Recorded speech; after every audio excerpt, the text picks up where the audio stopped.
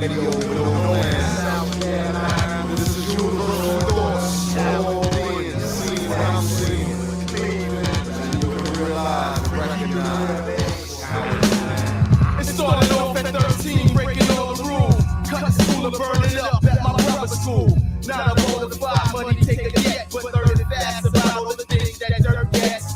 Roaming in the streets with my peeps in the evening, creeping. I think about Pacific Trail sleeping. Sometimes just beating people for the hell of it. I was so young that getting locked was irrelevant. Getting older fast, taking cash on the street, breaking in mailboxes on the 1st and 15th. And yo, my favorite was the orange box cutter. Just opening it up and scaring the shit up out of sucker.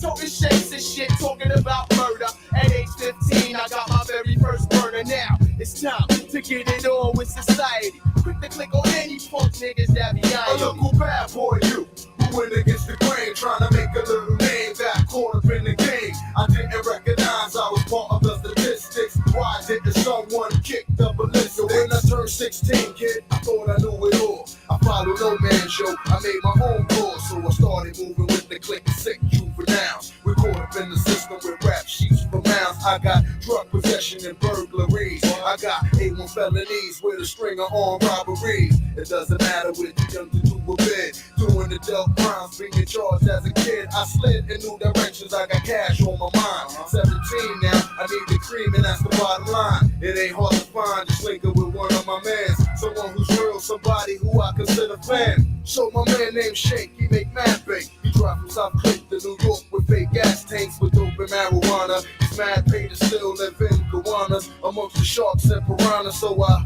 got rid of now, my pockets looking right until we got stopped one night, jumping on the turnpike, flashing lights is behind us. He said that we'll be fine. Now here they come with a team of trucks sniffing canines. So I guess I'll never see that condo with 2-car garages. I dropped my head and said I wish I never caught this charge. Here's for all the brothers who wanna see green, but not green correctional facility. Yeah. Just keep your head up and make that cream and duck the man to the best of your ability. They got me caught up.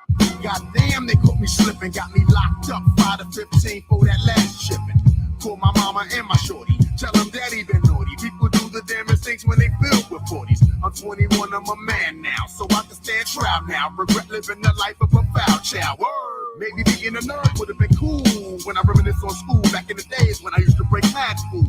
Now I'm rocking the sale, no bail, who catching hell fail. You turn up and forget my girl, she ain't sending no mail. They try to play ya, I hang ya. I keep my banger riding on prison buses, giving judges the middle finger. I blame my father sometimes, should've taught me the math. Put me on that old straight path, and I'd have known the half. Word to mother, my mama, she tried to teach me. My uncle tried to preach too, but he ain't get through. Me and my cronies had street degrees, shirked each other, my brother. There's no honor among thieves, so I participated in the paper chase. It was all a waste, cause now I'm caught up in the wrong place. Crime ruled everything around me. What? Catching charges, mama bail me out now. A local bad boy, you who went against the grain, trying to make a little name. Got caught up in the game. I didn't recognize I was part of the statistics. Why didn't someone kick the ballistic? A local bad boy, you who went against the grain, trying to make a little name. Got caught up in the game. I didn't recognize I was part of the statistics. Why didn't someone kick the ballistics? Word up, man. Yo, brothers, man, you gotta recognize the death penalty is alive in 95. It's not like the past. They keep both. Yeah. It's about time somebody do it. You know? Come on. Cause we out here, you know we doing it. We out here doing the same things that moms is doing. We gon' do it regardless. This is a dedication to good men and the fathers. Mostly overlooked, I had to do it regardless. They say the majority is lazy. This might be true, but some of us be providing crazy. Not like we all dogs, men and women, we all gon' fall to the day that we all get called. But back to the subject at hand, some dudes can't be a father, cause they never became a man. And besides those, you got me and a group of others who cherish having a family. And we looking for support, If you believe there's good fathers out here, and not all of us in court, I'll be cooking, cleaning, up late nights doing the homework, after hours of doing my homework, ready and able. Promise to fulfill my duties as a dad since they cut the I'm navel not just cable. a baby father, oh no, I work harder, oh yeah. So when my kids look at me, they try to say daddy, that's my dad. I'm not just a baby father, oh no, I work harder, oh yeah. So when my kids look at me, they try to say daddy, that's my daddy. And the new father of the year, I'ma keep getting this. I'm a ringer. I already got my speech written since some men get a bad rap. I grabbed my pen, I couldn't have that. I wrote this dad rap for him. I'm in the kitchen checking the grub. When things get hot, I start flipping. I'm just a lion protecting my cubs. I left the clubs in the streets, but my pops ain't diminished. And them drug dealers know that my block is off limits. So what? Me and wifey broke up. Nah, let me stop fronting. Every time I think of that, I get choked up. In court, we get no luck. And paying child support is like buying tickets to watch them grow up. So ladies, recognize a real man when you see one, cause even the queen gotta live in the kingdom. I'm the boss of them all. When I call, they fall in. Hold on, I think I hear my kids calling. I'm not right just back. a baby father, oh no, I work harder, oh yeah. So when my kids look at me, they try to say daddy, that's my dad. I'm not just a baby father, oh no, I work harder, oh yeah. So when my kids look at me, they try to say daddy, that's my daddy. Why you wanna take me to court? And why you wanna raise the support? Is that all you see in me? I wanna show my kids what a man should be. I'm so much more. I'm a man. I give my life, cause that's who I am. To make my kids proud, so they see I'll always be their daddy. Who would've known what I turned out to be? Unless they knew the fruits don't fall far from the tree. It was sown in me to provide for many. Meeting my fears head on, never hiding from any. Adopted it from my pops. Always worked hard to go the legal route, so I never had to run from cops. I had no idea how many floors pops had to scrub just so I could rock nice gear. A human example, he was my knight in shining armor, and I'm sure that he was just a sample of credible men that ain't never had their name in lights. Would've gave his life to raise me right, introduced me to the church, was there for my first and second birth, even helped me see what I was worth. All you hear is pops is a rolling stone. You seen mine, he was alone, I'm not rolling just a home. baby father, oh no, I work harder, oh yeah. So when my kids look at me, they try to say daddy, that's my dad. I'm not just a baby father, oh no, I work harder, oh yeah. So when my kids look at me, they try to say daddy, that's my daddy.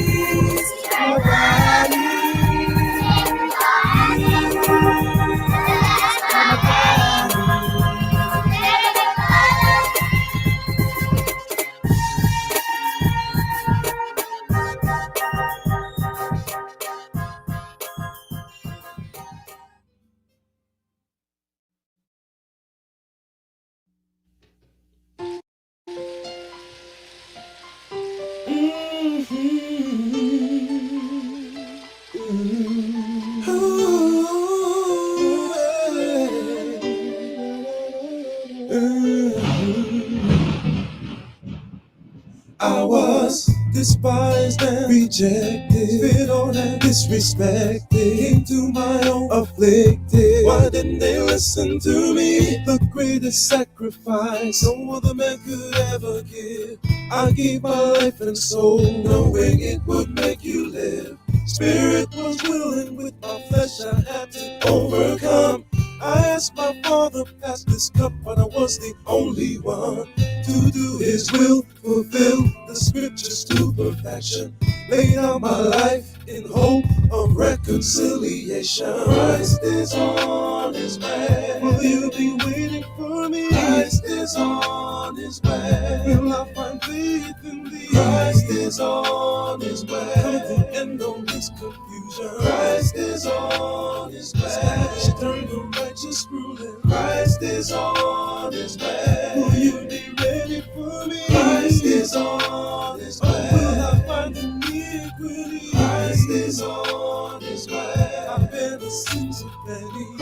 Christ is on his way. How could you do this to me? Of all the families on earth, you only have I known. My sheep was lost in this world. To you my love was shown. I came to give repentance, forgiveness of your sin, to be a prince and savior, but you won't let me in. Instead you delivered me unto the enemy with all your blasphemies. How could you do this to me? Stiff-necked and stuck in your ways, you broke the covenant. You only got a few days before I make my judgment. Oh, forgive them, for they know not what they do. What they do, what they do. I will plead with them face to face till I turn it back to you.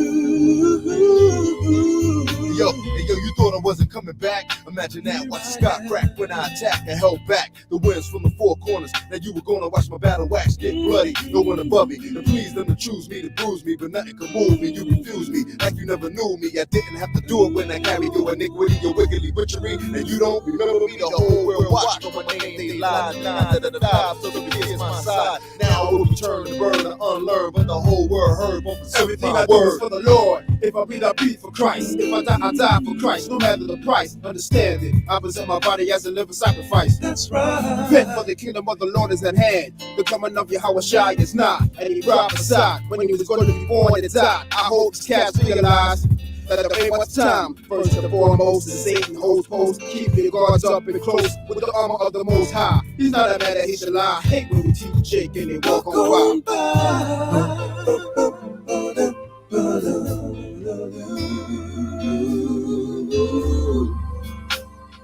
Christ is on his way. Will you be ready for me? Christ is on his way. Will I find faith in thee? Christ is on his way.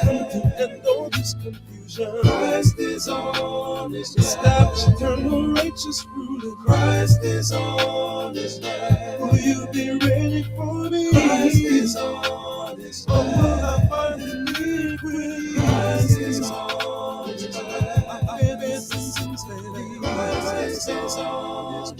How could you do this to me? Christ is on his way. I'm here to set it for me. Turn up some nations. Ain't gonna take this no more. Israel, you better enjoy. Come out and let's confusion. Turn up some nations. Ain't gonna take this no more.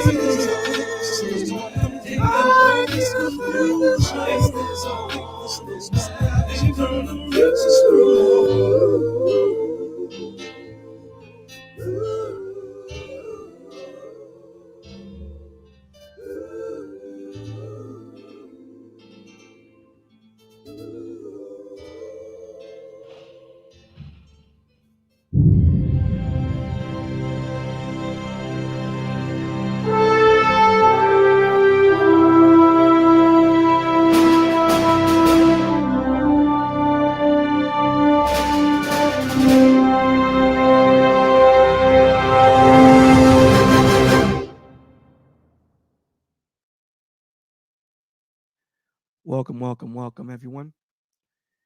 Thank you for being here tonight. You could have been any place, but you chose to be here. Thank you so much. I appreciate you all. You guys are not just subs, you are family. Thank you so much. So, we're starting a little late tonight, so let's just get straight into it, right? So, we have 4 hashtags that we deal with here in the village. The first is no more. Second, be the change. Third, it takes a village. And fourth, visitation rights are not for fathers, they are for inmates. No more. What does that mean? No more means today is the day we get to be better than we was yesterday. The mistakes that we made, we get to be analytical of them. We get to analyze them. We get to pick it up in our mind's eye, turn it around and panoramically look at it and see what we did wrong and do it again the next day better. Today is the day that we will no longer let the enemy use us as a pawn. Today is the day that we will no longer be alone. Today is the day that we will make a conscious decision to say that I will accept Christ our Lord and Savior. No more. Be the change. We have politicians pander to us every 4 years, 3 years, 2 years, whatever their term might be. And they say that this is what your community needs. And the crazy thing that I always seem to find out is, how are they going to tell you what you need when you are in the community? You are the community.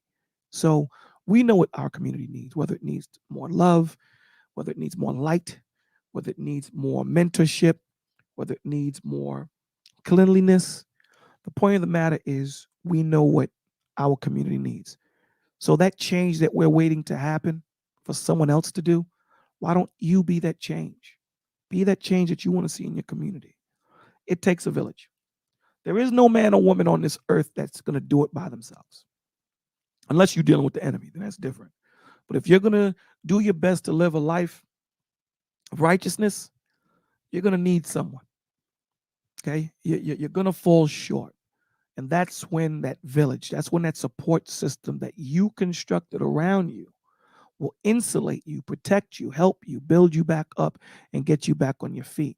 The village is so important, right? That's one of the main problems that the have-nots, one of the main issues that we have. We have no structure. We have no support system that helps us to get better, right? We have no OGs, OG men and OG women that can sit there and mentor these young men and mentor these young women. And I'm talking about on a mass scale. There are men and women doing it, but we're talking about big. You don't see too many of it happening in our inner cities. So it takes a village. Last and certainly not least is visitation rights are not for fathers, they are for inmates. Ladies, if you have a man, a father, that is a good man, he's a good father to his child or children, but he just wasn't a good husband to you, for whatever reason, y'all didn't see eye to eye, for whatever reason, we don't care. The point of the matter is, we now understand that we have a child that we're dealing with. And what's paramount is the child, right? So we need to create a cohesive environment for this child to flourish in. So because of your anger, because of you being hurt, a lot of women tend to use the system, because the system makes it very easy for you guys to use the system against us, right? So I'm saying to you that what you're doing, you're not looking at the bigger picture, right? You're just seeing him hurt. And it makes you feel good. But what you're not seeing is that direct hurt that he's feeling. Don't think that it's not going to blow back on the children. It will blow back on the children negatively. So just be mindful of what you do. A lot of you women say that I'm raising my child in a very good environment while being angry at your child's father. And that's impossible to do. It's impossible. Now, hardly do Bolos speak in absolutes, but I'm going to speak in absolutes on that term. Why? Because you can't be something that you're not. You cannot teach your child something that you're not. So you can't teach your child peace while you're at war. It doesn't work that way. So when you're trying to say that I'm not creating an environment for my child to learn anger and, instability, you're wrong. Why? Look in the mirror. We're going to get to that, though. We go to AAA. Acknowledgement, acceptance, application. Acknowledgement. You are the reason why you're in the position that you're in. It's not because of anybody. It's because of you. You made that decision. Scriptures tell you that there is no judgment higher than your own. What does that mean? It means that no matter how much advice you get from Bolo, Anthony, Lyric, Mama Beverly, doesn't matter. No matter how much great counsel you might get, you have to make the last decision. So stand on your square. If it's a good decision, bravo. If it's a bad one, stand just as firm, right? It's only going to help you. It's not going to help me. We move on to acceptance. Acceptance is hard, right? Because it comes right in after acknowledgement. And the only way you're going to accept is by you acknowledging that you are the reason why you're in the position. Because once you can do that, now you're quick to accept the ramifications of the decisions that you've made. And in between acknowledgement and acceptance, and forgive my voice, please. I'm struggling right now. In between acknowledgement and acceptance is the growing curve, right? There is no comfortability in growth. This is where you learn. This is where you become the better version of yourself. This is where the growth happens. Then we move on to application, because whatever you learned through acknowledgement, acceptance, you take that and you apply it and watch it work. We then move on to what we spoke about before, the mirror. The mirror is so important. The mirror is what we need to sit down and look at. And a lot of us don't do that, right? Sometimes I don't want to do it because I don't like what's looking back at me. I think we all fall victim to that at one point or another in our lives. However, it is very important that we spend time with ourselves and look and stare down what's staring back at us. Because the cracks that you see in that mirror is the cracks that you have in your spirit, the cracks you have in your character, the cracks you have in your integrity. And the good thing about those cracks are you're able to fix them. It's not something that you can't fix. However, when you run away from it, it's not going to fix itself. So do the work. Take your time to be the best you that you can be, because there's only one you. There's not another you on this earth. So be the best you can be, right? So the mirror is very, very important, very important. We then move to the truth. The truth is very heavy. It's not for the weak to carry. Let me say that again. The truth is very heavy. It's not for the weak to carry. We can slip right into, man, cat's starting already. Big Rilla, thank you, brother. We slip into the truth, right? When you look at the mirror, it's hard to see the mistakes that you made, right? But if you set up the right people around you, right? If you set up the right infrastructure around you, they're not yes men. They're not yes women. It's going to hurt them to tell you the truth, but they're going to tell you the truth, right? Because truth given without love is a weapon. Let's understand that, right? So the truth is very heavy. And it takes a certain type of person to want to travel that road that is traveled so seldomly. It's easy to go left. It is so easy. It's hard to go right. It's hard to do right. It's hard to have a conscience. It's hard to hold yourself to a certain standard. But it pays off. It pays off. We then move on to vision, man. We want vision. A lot of us have sight. There's nothing wrong with sight. It helps you to a certain point, right? Sight is about you seeing. Vision is more than just sight. Vision has a lot to do with feeling, intuition, thought. Vision has a lot to do with counseling, getting advice from others on situations so that you are able to add to yourself. It's like when you watch The Matrix, right? And I'm going to be talking a lot about The Matrix. I just saw it, the new one. When you watch The Matrix, every time Mr. Smith assimilated somebody, it made him that much better because he took all the information that that person or that program had. It now becomes part of him. It's the same thing when you sit down with the OGs and you let them speak to you and pour into you. That information that they gave you is now yours. It can't be taken away. And I guarantee you, there are some nuggets or some jewels that you can find in there and apply to your life and become a better version of yourself. So vision is what we want. It's not sight. Vision. To be able to see everything panoramically, not just see it linearly. Then we move to spiritual creatures and not emotional animals. We need to start living in our upper two bodies, right? Our upper two bodies, which is a spiritual and mental. A lot of us live in our emotional and physical. There is no context there. There is no perspective there. It's just raw emotion. You ever have a conversation with somebody that's in full rage of raw emotion I don't want to hear what you got to say. I don't want to hear it. They don't want to hear cognitive thought.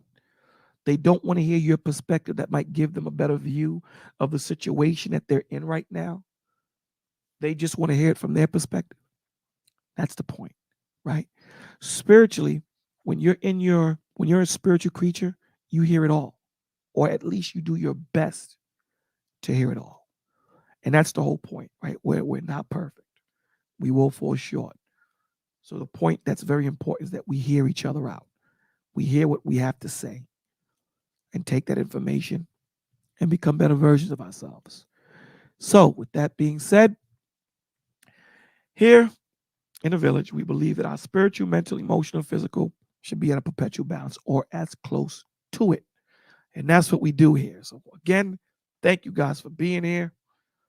Could have been any place, but you chose to be here.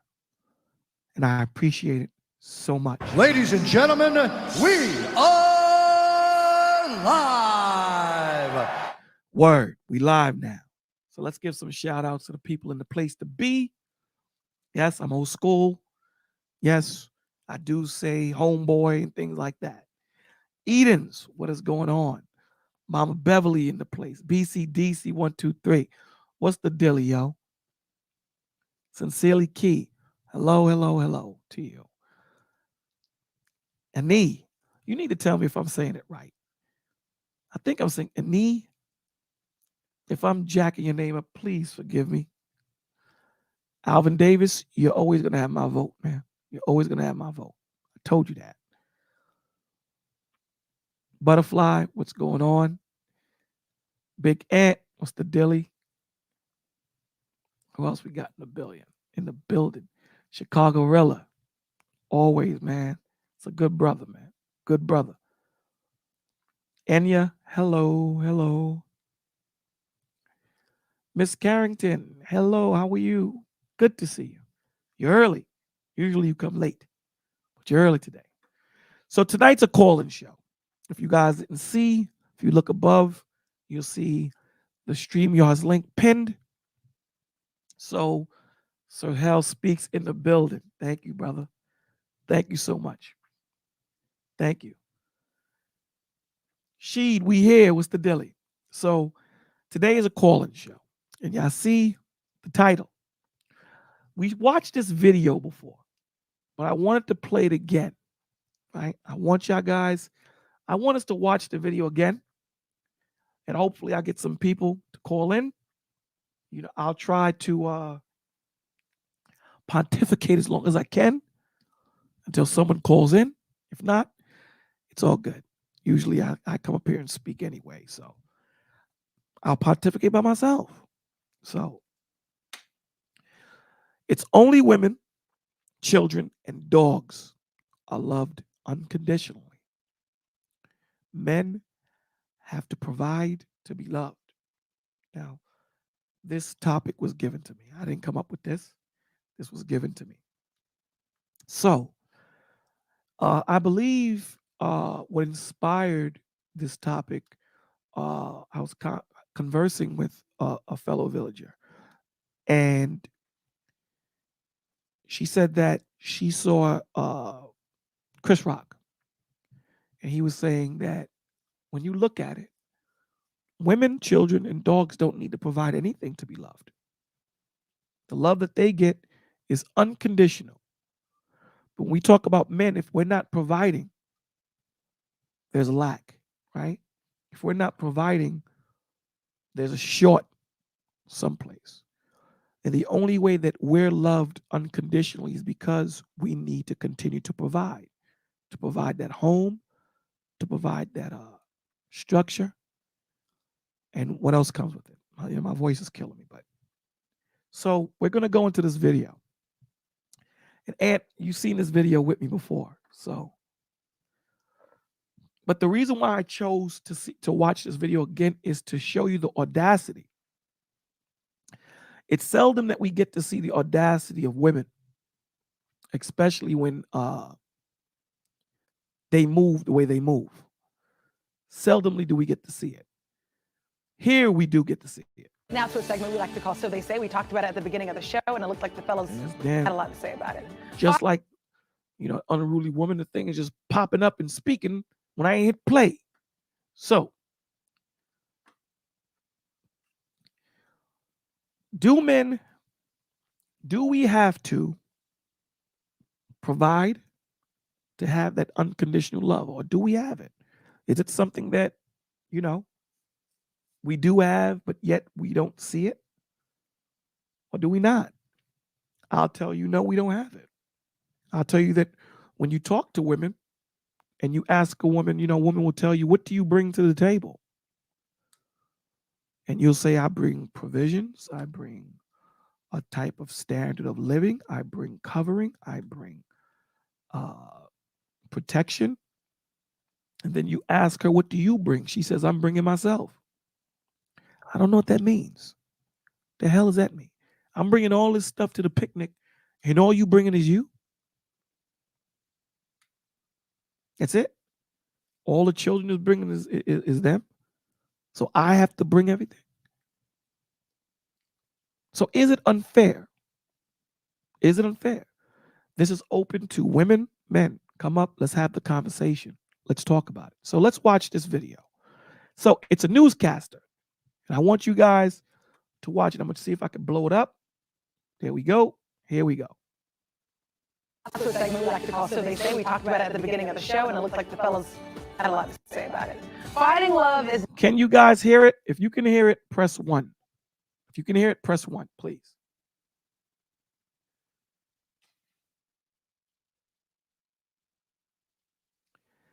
If you can hear it, press 1, please.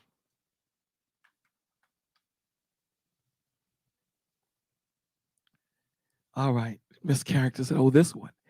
There's an echo, but I can hear it. I'm going to turn my mic down. Let's see if it goes on. Do y'all still hear the echo? It's not that easy, right? And it's especially hard in this economy. And guess what? Many women say they are finding it very hard to find a man who makes as much as they do. A study by Cornell University found that the country's declining marriage rate is due to the lack of financially eligible bachelors. Women are actually outpacing men. So you guys are saying that you keep...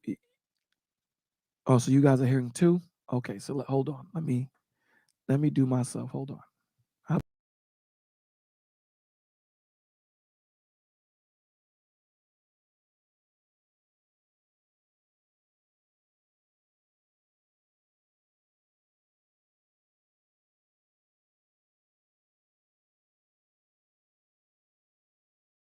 Add myself to the stream. We're going to try this again. We're going to try this again.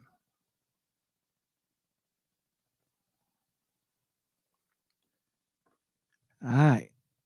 So let's do it again. To a segment we like to call So They Say. We talked about it at the beginning of the show, and it looked like the fellas had a lot to say about it. Fighting love is not that easy, right? And it's especially hard in this economy. And guess what? Many women say they are finding it very hard to find a man who makes as much as they do. A study by Cornell University found that the country's declining marriage... So now what they're saying, even from the jump, you can hear the discrepancy, right? Women are finding it hard to find a man that makes as much money as they do. Okay, I got you. Women are finding it hard to find a man that makes as much money as they do. But it's not a problem for a man to say that, I'm looking for a woman that makes as much money as I do. It's okay for a man to deal with a woman that doesn't make as much as he does. It's okay. But it seems that when the shoe is on the other foot, it's a big problem. Now, I do read, Proverbs 31. I believe it's Proverbs 31 when it talks about the virtuous woman. She didn't stay at home. In fact, she was up at dawn, tilling the fields, going out to the market. It said that she was like the merchant ship. The merchant ship goes out early. Jedi Master, what's going on? Goes out early. But let's look at the video. rate is due to the lack of financially eligible bachelors. Women are actually outpacing men with education, and this is changing the age-old mentality that men are the breadwinners. In turn, the gig or small gigs economy and lack of good jobs out there have left the ladies single and disgruntled. And researchers say they are seeing a trend of women dating down, which means, So the women are single because they can't find a man that matches their check, that matches their checkbook. When it's been all time. And this is the thing that gets so caught up, right? That we think that a woman can't be an educated person. A woman can't go out there and have a job or make more money than the man, and there still be a sense of order. And this right here is for you women. When you're in the Lord and your focus is Him, let's forget you having a man at this point. Your focus is Him. You're forging a relationship. You're meditating in the Most High. You're becoming the woman that He wants you to be, right? And there's a man doing the same thing on the other end. And he says to you, right, that you need to have yourself a good man. He knows what a good man is. We don't.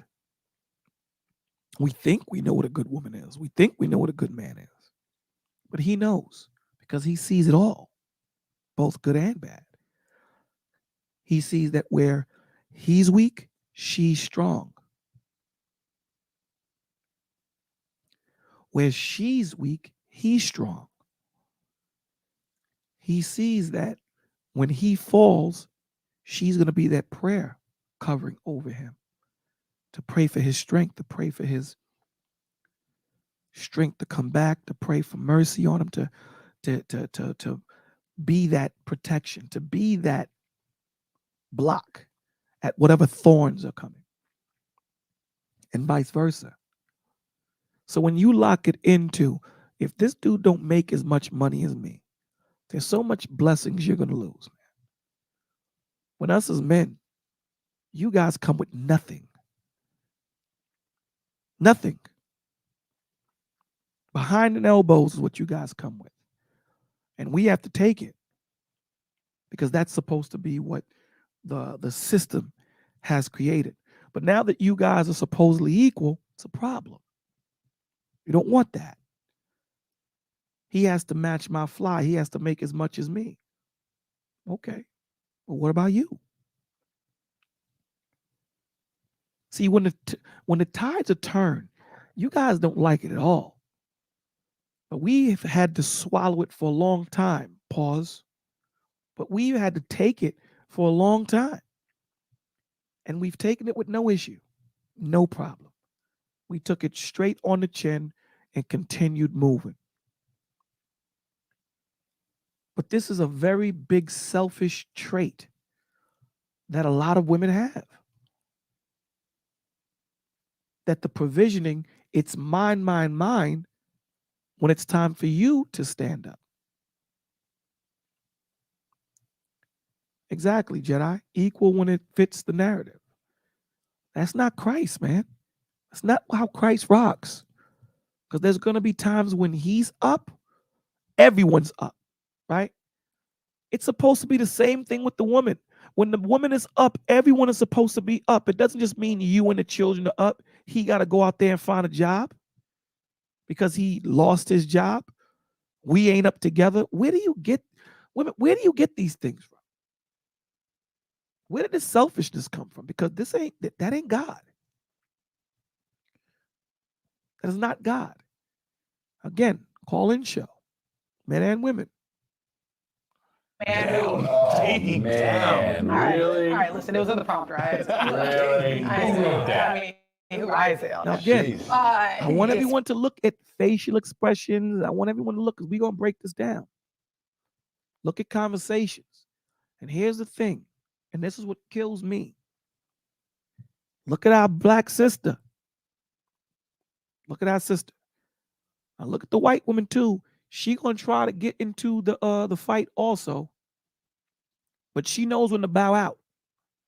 But she goes down with the ship. Watch. This is just the reality of it. So women, we're more educated now, and I think that we're furthering our education. So with that being said, we're going to hold off on the baby making. We're going to hold off until we get that great job. We're really career driven. And I don't think there's anything wrong with hoping that there's someone either on your level or higher than you. So okay. Now listen, you see how my man, look at my man. Now it's okay if a woman is ignorant, right, of her thoughts. Maybe she never, he looks like an older man. Maybe he could be a father. So he's going to try and school her because he's probably thinking that this young lady should be old enough to understand that. What is she talking about? And I didn't notice that, Jedi. He said the white woman has a ring. I didn't notice that. She don't. That speaks a lot. But let's listen to him. Go ahead, doctor. All right. So before, right, it was okay when the man made more money to be the one to buy everything, to do, treat you and all this other kind of stuff. And now that you make more money, you can't be that one, right? You can't be the one to pay. See her lip? Look at her lip. Look at what her lip did when he made that face, when he made that statement. Look at her lip. I tell you, having this type of power with TV is crazy. Now he's telling the conversation. Look at her lip. See it right there? Look at the difference. No lip. He didn't make the point yet. Look at her lip when he makes the point. Look at her lip. I went too damn far. But let's go through it. Be the one to pay for the meal because you're dating down. I hate that. Yeah. What is that about? It wasn't called dating down. Right. Yeah. When men were the breadwinners and all that. It's called Now it's dating dating down. Yeah. What is that? I have a feeling though that some of the issue here is that it may be the psyche of the men that when they make less, they are insecure. Now, she's trying to pull an okey doke. How are you making it about the men when the women are saying that we can't get married because right now we're being educated. We're making more money at this point, right? And we want men to match our fly. We're not dating down. It's either we want someone to make as much as we're making or we're going to date up. When he said, well, when men were doing it, when you guys couldn't provide, when we did it, it was all good. It was all good. But now that you guys are in a position to make more money because, the world is changing in that aspect where you guys are making a little bit more money than us in certain situations. Why is it a problem for you? Why is it a problem now for you? The white girl flips it and says, well, I think it's more of the men's ego. But he's going to check her real fast in a hurry on that. Maybe the psyche of the men that when they make less, they are insecure and it can This affect their report is about the relationship. women complaining about the fact that, They don't now I have. got to So get yeah, I guess my this question would money be, to so me. are these women expecting the men to cover everything? They want those breadwinners, so they. That's what it sounds like to me by this particular study. I have to date down now. What is that? You wanted to make more money. You make more money. What's the if there is a responsibility with making more money? First of all, I don't believe. Now I got to So get. yeah, I guess what I want you to look at the sister's face, the black woman's face. Look at her face. Just look at her face. And again, look at the title. Only women, children, and dogs are loved unconditionally. When a woman can't provide, like a man can, we still love you. We still provide. We still nurture. We still take care of you. We still protect you. We still guide you. However, when he falls down, now it's not about us. It's about you. It's about you now. It's not about you saying, you know what, let me help my man get back up. It's not about that anymore. Right? That's that enemy's pride. That's that enemy's thought process. That ain't Christ. And we're going to go to it. Because this is not something that I'm just telling you. We're going to go to it. But I want you to see how it's killing the black woman's spirit to hear it. Look. My question would be, so are these women expecting the men to cover everything? They want those breadwinners, so they... That's what it sounds like to me by this particular study. I have to date down now. What is that? See your face?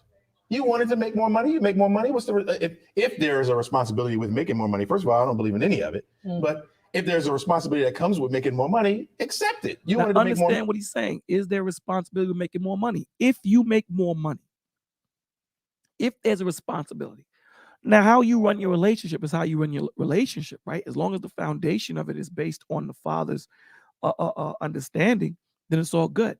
But if you say in your home, whoever makes the most money is going to take most of the responsibility, right? So if in your home, your woman makes more money, she's going to take care of the mortgage, because usually that's the biggest bill that usually people have, right? In most situations. And, you know, you as the husband, you don't make as much as she, so you cover everything else. Why is that a problem? Why is that an issue? That doesn't make him less of a man. He still does what he has to do. Because I guarantee you, even though he pays just the gas, electric, and whatever, if you hear something downstairs, you're not going downstairs to go check it. He will. So it doesn't change his position in the home. But for some reason, you guys think that it does. And I'll tell you why. See, money is not the root of all evil, right? It's the love of money. You guys have made money your God. You have made money your foundation. You have made money your freedom. I don't got to talk to nobody. I don't got to answer. I play by my rules. Doesn't work that way. We all got rules we got to operate by. I don't care how much money you make. I don't care. It doesn't matter how much bread you make at all. If we're supposed to be in this together, then we're supposed to be in this together. So if you happen to get a raise and you're making $40,000 more than me, so I'm less of a man now at this point. I'm less of a man. I better stop letting this world dictate how your relationship is ran when it should be dictated by the Most High.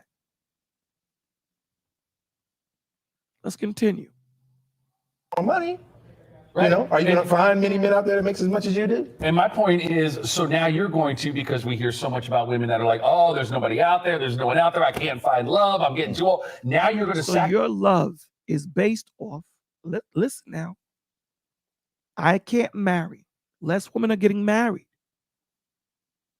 Less women are getting married because what they're using to guide them in courtship is, you're either going to make as much money as I'm making or make more than me.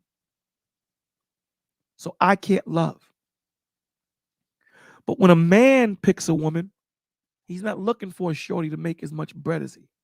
A lot of dudes are looking for banging shorties or whatever, but we're not dealing with those guys or those women. What we're talking about is the way history has ran itself. That we've accepted you not having the wherewithal to be able to provide. Anthony says she doesn't want to admit that these guys are right and she's chosen poorly. Hell yeah. So your love is based off of if he can make as much as you or more. Do you hear what these women love is based on? Listen to what he's saying again. Your love is based on it. Listen to what she said. You know, we're getting educated. Listen to what she said from the jump. We're getting educated. Listen to her. It looks like the fellas had a lot to say about it. Finding love is not that easy, right? And it's especially hard in this economy. And guess what? Many women say they are finding it very hard to find a man who makes as much as they do. A study by Cornell University found that the country's declining marriage rate is due to the lack of financially eligible bachelors. Women are actually outpacing men with education, and this is changing the age-old mentality that men are the breadwinners. In turn, the gig or small gigs economy and lack of good jobs out there have left the ladies single and disgruntled. And researchers say they are seeing a trend of women dating down, which means, you know, a man who dating down. Listen to what she said. All right, listen, it was in the prompt, right? Really? Who wrote that? I mean, who I say all that. Jeez. Disgruntled. This is just the reality of it. So Now she's speaking. Listen to what she's saying. This is just the reality of it. This is her. Women, you know, we're more educated now, and I think that we're furthering our education. So with that being said, we're going to hold off on the baby making. We're going to hold off until we get that great job. We're really career driven. And I don't think there's anything wrong with hoping that there's someone either on your level or higher than you. So, now, okay. this is what mind boggles me. She said the same damn thing that the monologue told her to say. The same thing that she read that she said, nah, that's not what, that wasn't me. I was just reading. She echoes it almost perfectly in her own words. So you do push that. You do believe in that. And there's nothing wrong with that. If that's what you want to do, then that's cool. But don't lie about it. Don't lie about it. Stand on your square. Stand on it. So you're basing your love off of the first checkpoints. And this is the difference when you're in this world. That's why the Lord says, be in the world, but not of it. When you're in this world, you're basing love.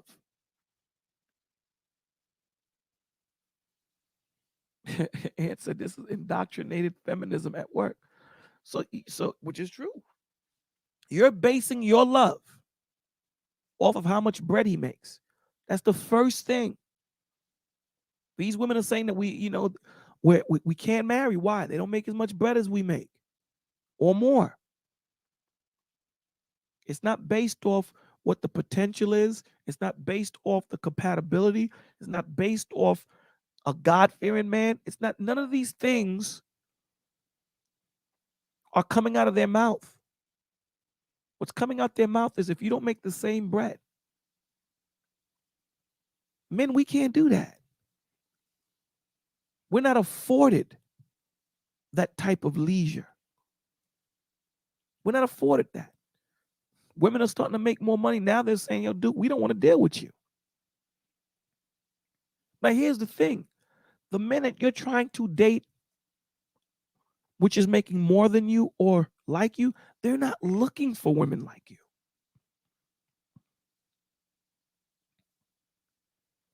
They have a lot more options. They have many more options. So you're jumping into a game that's, you're going to lose. You lost as soon as you came out of the gate. Because the first thing you're saying is if he doesn't match what I match, I can't fall in love with him. But men, we've been doing it for eons. Eons. And that's not the foundation. That's not the breakdown of what love is supposed to be. You're not supposed to lead with bread. And then when a man leads with bread, you have a problem. Then when a man treats you like garbage because he makes as much money as you or makes more than you, then you want to understand, why is he treating me like garbage? Because you didn't base your foundation of looking for a man off of spiritual factors. You base it off carnal factors. And the most simplest one, bread. Go ahead, love doctor. All right. So before, right, it was okay when the man made more money to be the one to buy everything, to do, you know, treat you and all this other kind of stuff. And now that you make more money, you can't be that one, right? Anya says it's time to turn off propaganda and go outside and enjoy nature. Social media has destroyed us as a collective, I would think she was saying. Our elders were having conversations on how to survive. We missed that mark. I agree with you 100%. 100%. 100%. Right. You can't be the one to pay for the meal and because you're dating down. I hate that. Yeah. What is that about? It wasn't called dating down. Right. Yeah. When men were the breadwinners and all that. I Called don't now it's dating down. What is that? I have a feeling that The white man said that was called a family. See, when he's doing it, it's called a family. When she's doing it, it's off. What kind of madness is this? We're going to go into the position that she had to play. We're going to go into the position. That some of the issue here is that it may be the psyche of the men that when they make less, they are insecure and it can This affect their report is about the relationship. women. She's sitting there going, yeah. And that has nothing to do with what they were talking about. Nothing. Nothing. Nothing to do with it. Saying, complaining about the fact That that, they oh, don't now have. I got to get So a yeah, guy. I guess my that's question would money be: than so me. are these women expecting the men to cover everything? They want those breadwinners, so they. That's what it sounds like to me by this particular study. I have to date down now. What is that? Look at her face. You wanted to make more money, you make more money. What's the if there's a responsibility with making more money? First of all, I don't believe in any of it. But if there's a responsibility that comes with making more money, accept it. You wanted to make more money.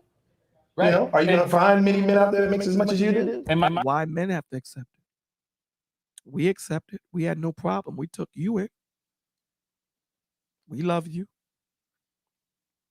So now you making a little bit more bread than me. You can't love me.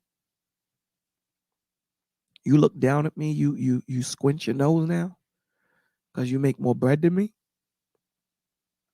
Only women, children, and dogs are loved unconditionally. They don't have to bring nothing to the table. We have to bring everything. We got to bring the house. We got to bring the car. We got to bring the dog, the TV. We got to bring the cat. We got to bring everything. They bring nothing. They bring nothing. This is why courting men, this is why the courting phase is so important. It is so important. It gives you answers and it gives you a good look at the person that you're about to spend the rest of your life with. Courting is so important. Stop rushing into just sleeping with these women. Stop rushing into just sleeping with these men. Understand what she's about. Ask the questions. Don't think if you just take her out on one date, that's the courting, it's done. Nah, brother, it ain't done. It's not. Ask those brothers that's going to court and getting fleeced by these chicks. Why? They didn't court. Guarantee you, if they would have sat down and took their time to understand the psyche of the chick that they just got pregnant, I guarantee you they wouldn't do it again. Hell yeah, we got to bring the dog and the TV. We got to bring everything. We have to bring everything. Now that women are starting to make money, now the whole breakdown of what, if whoever makes more money takes on the responsibility. That's what it's supposed to be. This is not something that's hard. Why is it that now when they're doing it, now we got to start looking at the rules? The rules we got to start looking at now. Why is that? Doesn't work that way, right? So that if we don't provide, if we don't do this, if we don't do that, we don't get that love. We're less than. We're looked down upon. But children, they don't provide nothing. What do children bring? And in today's age, what do women bring? What do they bring? And I guarantee you, if she's dating someone that makes more money than her, she's going to want that same traditional treatment. That's what she's going to want. But she's not a traditional woman. So why should I treat you traditionally? It doesn't make sense. So men, look out, man. Open your eyes. Look at the woman that you're dating. Don't just look at her body and get caught up on that. Don't just get caught up on her body. Ann says this is what happens when the culture becomes polluted by people who have strayed from the tenets of God. 100%. Sheed, what's the deal, yo? What's going on, brother? Oh, you got that smooth pimp talk. What's the deal, yo? Weigh in on Man, this.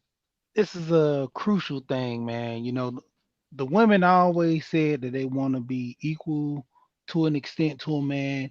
They want to be able to compete and all. And now they're in a realm to where they're making the money. they're one, and I always have this, talk with women, and they want a traditional man. I mean, I guess, hold on. All right, you good. I had a little feedback, but they're pretty much wanting a traditional lifestyle. They're wanting the man to do traditional things in a modern world. They want to stay modern, make the money, but they want the man to remain traditional, pay all the bills. Even if they don't make enough, they still need to qualify, to an extent. And now they're making the money. They want to keep their money for themselves and so-called live their best lives. And it don't work like that. To an extent, you got what you wanted. The ball is in your court. You make the money now. But now you making the money comes with a sacrifice. And women are willing to sacrifice. But when the shoe is on the other foot, they're the damsels in distress. You are 100% correct. Women want the authority of men. They want the privileges of a woman and the accountability of a child. That's what the modern day woman want. I'll say it again. The modern day woman wants the authority of a man, the privileges of a woman, and the accountability of a child. It doesn't work that way. Pick what And you want to be. yeah. And the bad part is too, you have a lot of good, decent, wholesome women, but they get clogged up in the ball with the rest of the women. That's just like men. I always say this to a degree.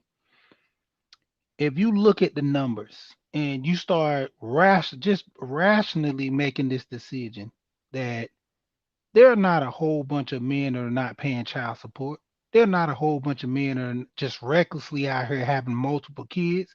Because if you see, there's men who have 5 baby mamas or 8 baby mamas with 8 kids. So technically speaking, there's a cluster of men that are out here just wilding out. And these women are gravitated to those men, but they want to make it the norm. You know, if it's so many men in the child support court for not paying child support, check the numbers. They have multiple babies. The men who actually having kids and they taking care of their kids and be responsible, they miss one payment, they're a deadbeat. So there are men out here that's providing and doing the same thing. Like I said with the women, they get clogged in with the bad women. Just like the men get clogged in, same way. Just like this instance right here. A lot of women that's making the money, they look to an issue as a man. It's his duty to be there for a woman and provide for her. So they're looking for the men that make more money than them. But you're in a competition right now where the men are getting pushed down. When it comes down to it, men are not making as much because women are fulfilling those spots. Now it's what You segment we know, like to call So They Say. We talked about it at the beginning of the show, and it looked like the fellas had a lot to say about it. Finding love is not that easy, right? And it's especially hard in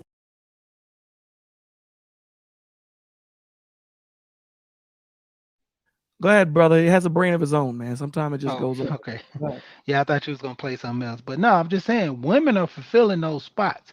When it come down to it, if you look at a lot of constructions, like I go to Home Depot a lot. I'm do handyman work, and I'm always seeing more women in Home Depot working than there is men. So, they know the ropes. They get in there, they deal with the men that work there, they take on the trades, they understand what aisle goes this, what aisle is that. And to an extent, when they come off the job, they say, well, I make this much money. You might have a guy that, he works part-time. He don't make as much. But she has a full-time job. She expecting this man to give her the world. But you gotta understand, if all to an extent that are women that are taking over these man jobs, then what are the men doing? You're not having a whole bunch of men going in the culinary. You're not having a whole bunch of men trying to go work for a cleaning service. These men are trying to still taking those positions of doing construction, but or driving jobs, but they're slowly deteriorating, going away. And the positions are opening up now for the men and the women, you know, I and now think you it's have the cream of the crop. right, right. Let me just Enya asked a question. She says, I have a question. Do you think that some of the women feel the way they do? Fear of being without, being poor, being left behind. Big Ant responded to and said it was more to do with the fear of those things versus actual reality of those things. Enya comes back and says, I see it as a protective barrier in a way. Deep down, there is a fear in women that things will happen to the spouse, and that is that ever considered? Anthony, I guess I see it from the other side. I see it as a deep rooted fear and not wanting to live in poverty. Then Eden's come in and says, hello, at Enya. If that was true, I believe women would still have a certain level of respect for their man. We don't. That's the perspective that I wanted to come from, Enya. The issue that we're talking about is it's a selfishness. It's not a fear. So we understand someone being fearful and wanting to protect themselves, right? From that fear. We get it. This is not a fear. This is a selfishness, because if she has a man and she meets a man, remember, these women are not getting married because they can't find a man that's making as much as them or more than them. Where is fear in that? Where is not living in poverty? You won't be poor as long as you work. Where is there fear in that? As long as you got that high paying job, you'll never be broke. Never. You ain't got to worry about what I make, because if I choose to take what I make and leave, you're still left with what you make. So how is there a fear of her being broke, living impoverished? No. See, what you're doing is, what you're trying to do is add your mentality to what these modern women are thinking. And you can't do that. You have to accept them for what they are. We can't impose our thought process on someone else. We have to accept them for what they are. She is saying, I'm a modern woman, man. We choose to hold off on children. We choose to get our education and make that bread. I can't find a man because I can't be in love with the man because I can't find a man making as much money as me or more. So your criteria for love is he has to make as much as me or more than me. Where is their fear in that? Where is their fear? It's selfishness. That's not fear at all. At all. And that's what a modern woman thought process is, right? You want traditional treatment, like my man Sheed said, but you're not moving traditionally. When we're paying all the bread and you're not making that much money, it's all good. We're a happy family. And the white man said that. That's what hurts me the most. The white man said that. The white man said it. That when we do it, it's called a family. When you do it, it's called you usurping authority, and something is off. It's not a family still. So him being the man, the provider, him being the man, the protector, that changes because your job pays more. That's called selfishness. That's what that is. So men, beware. So when you meet these modern women and you choose not to ask the questions, she says, Bolo, okay, I never saw it from that perspective. Yeah. See, and what we do a whole lot, Enya, is we impose our thought process on it. And that's the story of the alligator and the scorpion. I'll tell it, right? A scorpion comes to this river, and you know scorpions can't swim. So he calls out to the alligator and says to the alligator, can you swim me across? And the alligator says, nah. He says, why? Because you're going to sting me. He says, why would I do that? If I did that, then we both die. And it made sense. So he says, hop on. Halfway through the trip, he feels a poke on the back of his head. And he says to the scorpion, did you just sting me? He said, yeah. Why would you sting me? We're both going to die now. And the scorpion's response is, I'm a scorpion. That's what I do. We can't impose what we think someone should be if they're telling us who they are. Let me say that again. We can't make someone something that we want them to be if they're telling us, no, this is what I am. So you men that are looking for traditional women, when you have a woman that's telling you If you ain't making as much bread as me or more than me, I can't rock with you. I can't love you.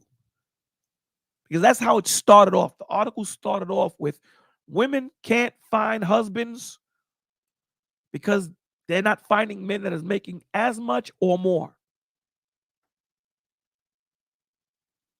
That is things what it's about. Yeah. I heard that That's same parable. Oh, sorry about that. no, you're good.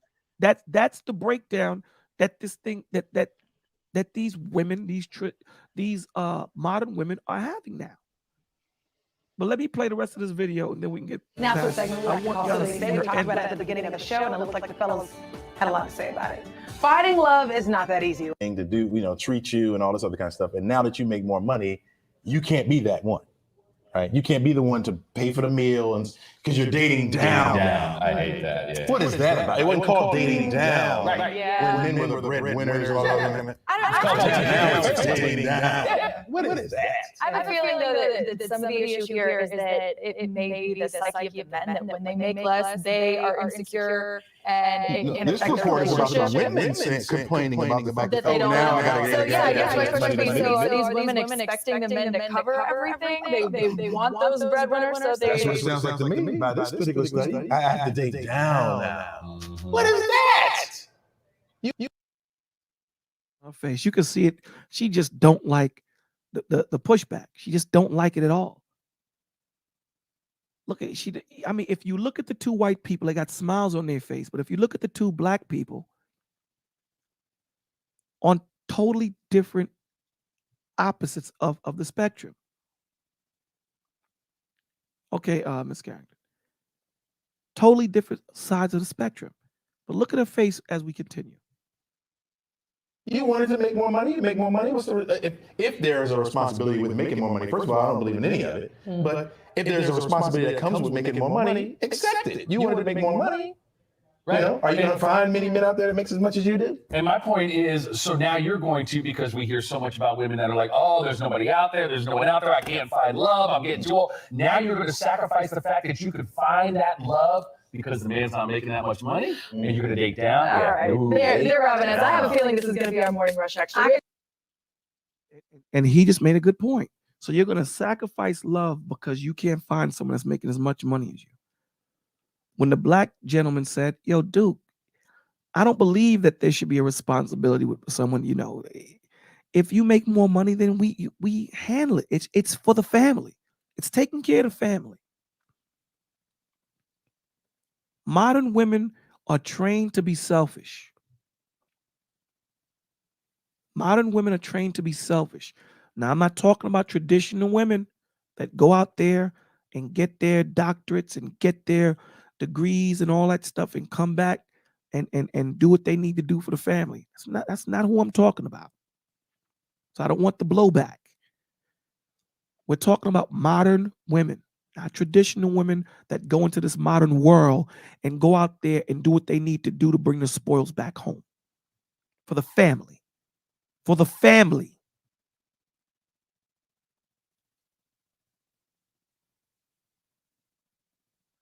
Let's finish watching. Because I want you to see how it ends with her. Enya says at Anthony, Proverbs 15:17, better is a dinner of herbs where love is than a stalled ox and hatred therewith. 100%. To date down? All right. They're rubbing us. Listen to what she says. Look at her face. I have a feeling this is going to be our morning rush, actually. I do have left to say. All right. Did you hear her? I can do bad all by myself. I'm now 5'11". Let's get to what's ahead of me. All right. Winning a gold medal at the Then Olympics she gives that is an stupid incredible look that women accomplishment give for when anyone. they have no other point to say. When they turn their face. This is an issue.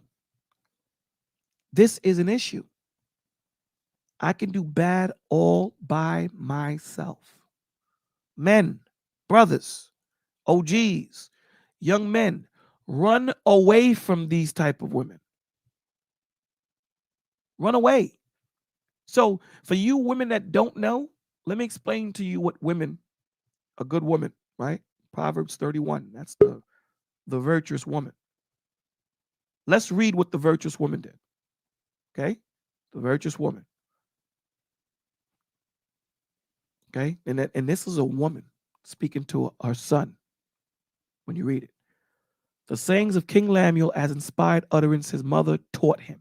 His mother taught him. This is a woman speaking to her son.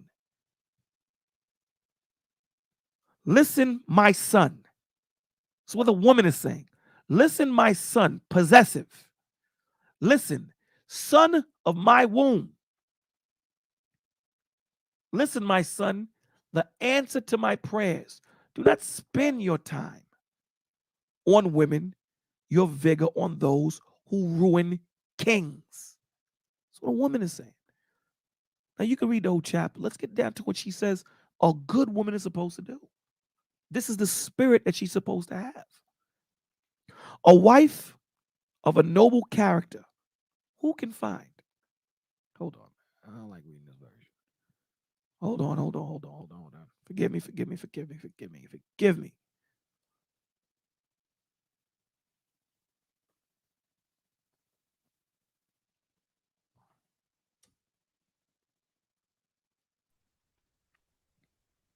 I'll be back in a day. It says, a wife of noble character, who can find? She is worth far more than rubies. Her husband has full confidence in her and lacks nothing of value.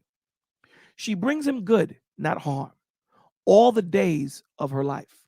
She selects wool and flax and works with eager hands. She is like the merchant ship. Merchant ships used to leave early. They left early. The merchant ships bringing her food from afar. She gets up while it is still night. She provides food for her family and portions for her female servants. She considers a field and buys it. Out of her earnings, she plants a vineyard. She sets about her work vigorously. Her arms are strong for her tasks. She sees that her trading is profitable, and her lamp does not go out at night. A good woman's job is never done.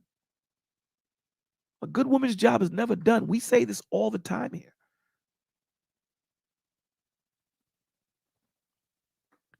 All the time. In her hands, she holds the distaff and grapes the spindle with her fingers. She opens her arms to pour out, to pour, and extends her hands to the needy.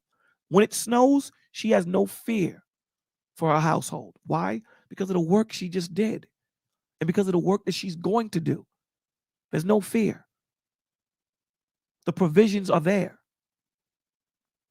For all of them that are clothed in scarlet, she makes coverings for her bed. She is clothed in fine linens and purple. Her husband is respected at the gate of the city. When he takes his seat among the elders of the land, she makes linen garments and sells them and supplies the merchant ships with sashes. So I'm trying to understand, where is it that you're not supposed to do a damn thing? Where is that? Where is it? So now that you are making more money, you now can't be in love with the man that's making less? So was Chris Rock right? That's the question. Was Chris Rock right? Only women, children, and dogs are loved unconditionally. A man has to provide to be loved. Men. Was he right?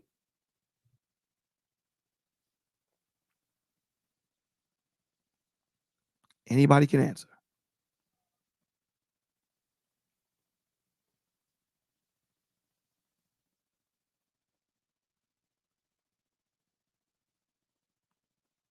Can you guys hear me? Yeah, you good. I was away from my phone. BCDC, TaylorMade, any of you guys can answer, man. Can you hear me? I can hear you. Okay. Yeah. I mean, I'm back. So was he Oh, right? sorry. Was Chris Rock right? Can you say it again for me? So Chris Rock said only men, only women, children, and dogs are loved unconditionally. A man has to provide to be loved. Was he right? Is he right? Yes. No. Who is that? Taylor made. Okay, who said yes? I say yes. Okay, answer that. And Then I we'll get said to you. yes. And then we're gonna get to you, Taylor May. Go ahead, BC. Why you say yes? Only because I'm not considering the love of his mother, the love of his parents. I'm thinking just in that immediate family. Man, we ain't talking about his mother, man. We talking about a shorty he's gonna be dealing with.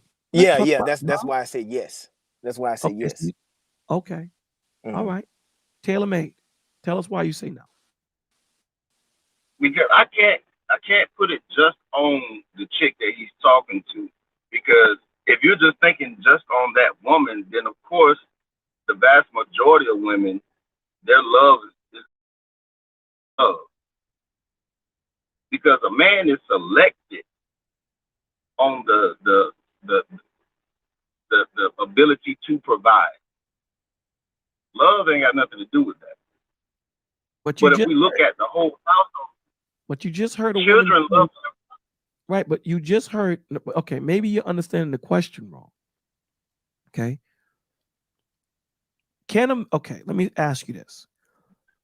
If a woman was making less than you and had children and you loved her, would you take on that? Would you take her on and her children?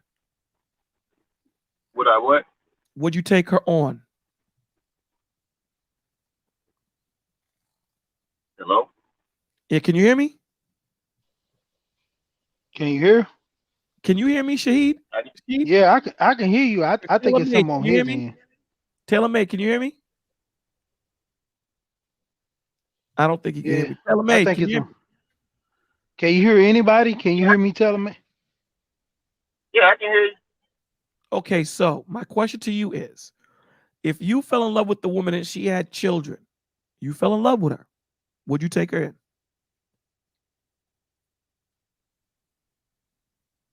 If I loved her, would I take her in? Correct. I mean, love isn't the thing that's going to make me take her in. It's what she's able to do according to what I need in a household. Let's say she She couldn't has to be a provide. certain type of woman. Let's say if she wasn't able to provide as much as you could provide, would you take her in? You talking about monetarily? Monetarily, yes. Monetarily, would you take her in? That wouldn't be an issue, because I wouldn't be taking in a woman that I can't provide for. There you go. Look at a woman that I can provide for as far as being able to provide for a full family. Got you. Got you. I understand you totally. Now, let's look at it from the other side now. This woman said that they did a study. This ain't something that she's just coming off the dome with. It ain't like when I freestyle. This is a study that was done. And she is saying modern day women are finding it hard to fall in love because they can't and get married because they cannot find a man that makes what they make or more. This is a study that was done. Now, I'm not saying all women. We can't say that. We're talking about modern women. This is the thought process of modern women. The same way modern men have a thought process. So my question to you is, in this day and age right now, do women have to provide? Do children have to provide? Are they not? No, women are just. Say it again. Well, the problem with the whole argument, because Trump made a totalitarian statement. That was like, this is saying that is like saying all women. He didn't say modern women. He didn't, like, that statement was made upon the mindset of the modern woman, women today, based off of the time. That's what I'm saying. None of that is but I love. just said that. I just quantified that. We're not talking about all women. We're talking about modern women. Now, I don't know what the ratio of modern women are to traditional women. I don't know. I don't know what that statistic is. I'm telling you that modern day women, They're not on that love thing. They're not on that submission thing. They're not on that. You just saw one on TV who just said, listen, man, I don't want to have a baby right now. I want to get my career popping, which is nothing wrong with that. I want to get my bread up. Nothing wrong with that. Now, once I do that, the criteria is he has to match my fly. Is that not what she said? Or did I mishear? Did you not hear that? Yeah, that's exactly what was said. The thing is, none of that is rooted in love. That whole statement is flawed. That Chris Rock made and the argument that the woman made is flawed because it's based upon a certain control that doesn't consider the whole. We're looking at the majority, and we all know that majority rules. But we're talking about the condition. We're not talking about the love. We just brought love in. What we're saying is, yeah, but what I'm saying to you is, when you ask a woman, what do you bring to the table? What do they say? When you're dating a chick and she asks you, what do you bring to the table? What do you say?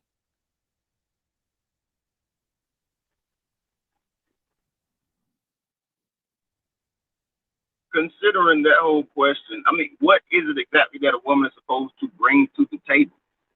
Because everything that a woman does is everything that a man can already do. That's the point. So literally, a woman is bringing nothing to the table but herself. She has to be things that man needs her to do to take the load off of him so that he can do the things that he's supposed to do. Right. I agree with you. So asking what to bring to the table is asking a question, because so let me ask you this. A woman is, but go ahead. Do you think it's selfish? Okay. Do you think it's selfish for a woman to say, I'm making more money, I need you to make as much as I do or more?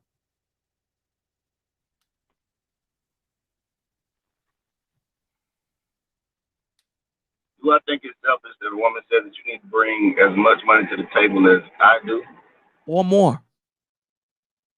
Or I wouldn't say that that's selfish, but there's an imbalance there. Explain that.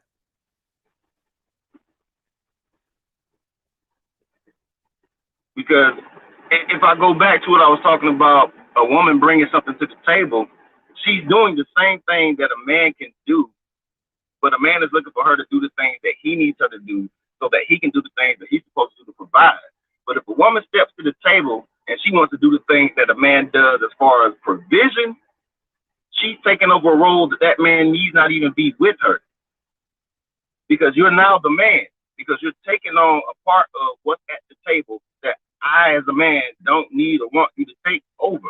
But the point that you're missing is that a man. Okay, let me ask you this: marriage. When Christ, the marriage that Christ had for the church, how is it different than the marriage that we have now today? Let's come from that position. Maybe you'll understand what I'm saying.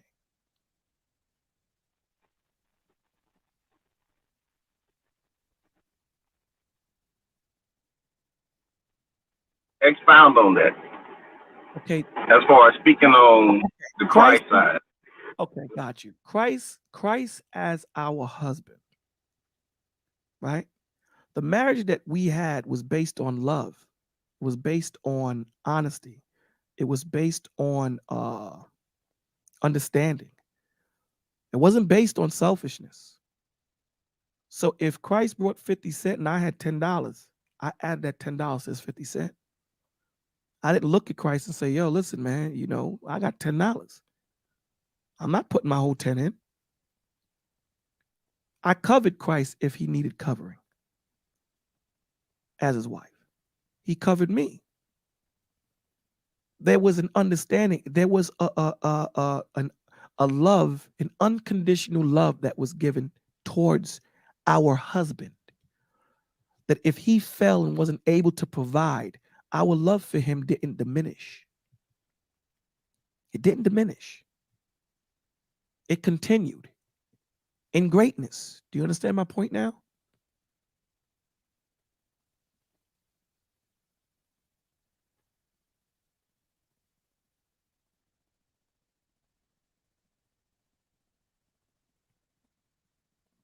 Taylor May, do you understand my point?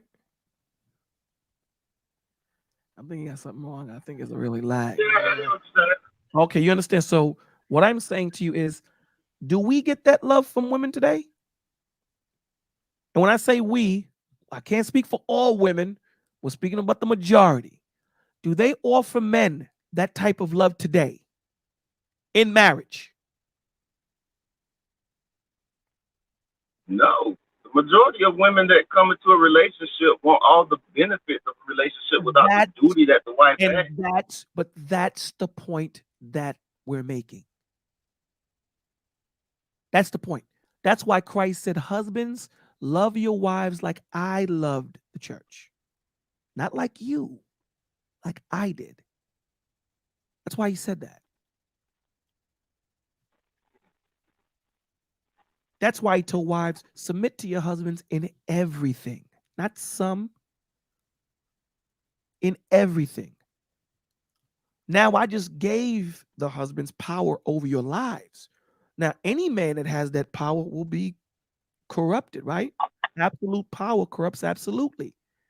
But what did he do? He threw that addendum in there. Husbands, I don't want you to love your wives like you love them. Love them like I love the church. And that's the point that I'm trying to make. That reciprocity that we give is not given back. I said it wrong. We don't get reciprocity. That's what I'm saying to you. That's the point that I'm trying to make. That's the title.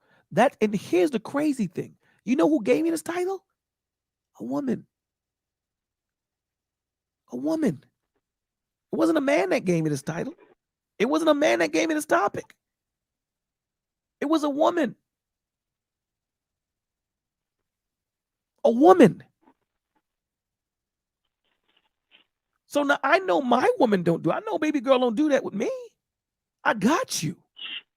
We're speaking about the majority. We're talking about the modern day woman. You just saw it. How can we fight what we just saw? We just saw it. The woman said, yo, B, check this out. The way I'm living right now, I can't be in love unless I find a dude making just as much bread as me or more. So she said. The black dude said, but what are you talking about? We did it. It was us doing our duty, family. The white dude said that. It's taking care of your family. So now that it's your turn to do it, because now y'all fought and now y'all make as much or maybe more, now it's a problem? Now it's an issue?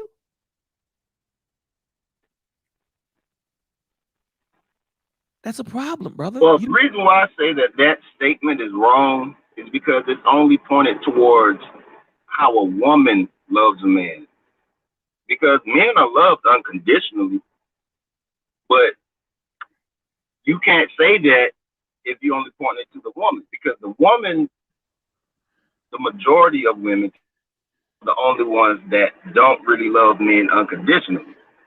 Look, you can say a woman, children, and a dog is the only ones that love unconditionally, but truly, a dog will love a man unconditionally. A child will love a man unconditionally. It's the woman that doesn't love the man unconditionally. No. The man. So that's why I say that the man will love the woman unconditionally. When you see only women, children, and dogs, that's coming from the perspective of the man loving the wife. A woman don't have to bring nothing to the table. She don't have to bring nothing. Just bring you. You don't have to bring anything. And a man will traditionally take her in. Hey, what do they say on the boat signs? I was just gonna say, when you see a boat sign and the boat is sinking, women and children go first. Women and children always go first. Men have a duty to carry on that respect for the women, no matter what. You know, we hear a lot of stuff in this space about men are not protecting women, but to a degree, if something goes down in front of them, I'm gonna say a man, not a male, because there's a big difference between a man and a male. If a man is standing there and someone hauls off and slap a woman, he's gonna say something because that's what a man does. If that's not his female, he's gonna, whoa, what's going on? Even if that's his female, and the dude say, man, this me and my old lady, we having an argument. Of course, he's gonna step back to a degree because that's his female. But if it's just some random woman he meets, he's gonna say, hold on, what's going on? That's what men do. That's somewhat of a duty that men carry. If a child, something's going on, you're gonna take on that responsibility, even though that's not your child, to say, hey man, hold on, what you doing to this child? What's going on? That's what men carry, that duty. Now the duty is almost, it's like the torch is being handed to the women unbeknownst, even though they don't want it, even though they wanted the torch, but don't want to take that responsibility. Now they're saying that I'll take the torch, but I want someone else to hold the torch better. Even though I make the money, I'm in position to run things. I'm not gonna let the man be the man because he doesn't make the money, so he don't qualify. But even if we stay to the point that you made, that the man is supposed to deal with the dude that slapped the chick, even if it's not his chick, right? He gonna deal with it to a certain extent. The point I'm trying to make is, where is the covering and the protection for us as men? Because even with the both scenario, who enforces that rule? It's the men. So it still speaks to what Bolo was saying earlier. Men love unconditionally. Men hold men to standard. Men hold everyone to standard. But that really doesn't have anything to do much. Well, it doesn't have much to do with loving unconditionally. That's just really a man standing in the standard and what he's supposed to be as a man. Tailor-made. So it's not even really a thing of people being loved conditionally or unconditionally. It's really a thing of just one person being out of place. Let me ask you. Because it's not even just only a man loving a woman unconditionally. But let me ask you, the child loves the mother and the father unconditionally. Tailor-made. The father loves the mother and the children unconditionally. The dog loves all of them unconditionally. The only one that's out of place in this whole scenario is the woman. So my question to you is, are you married? Tailor-made, are you married? Yes, sir. Okay. Now, if you fell on hard times, would your wife cover you in all ways?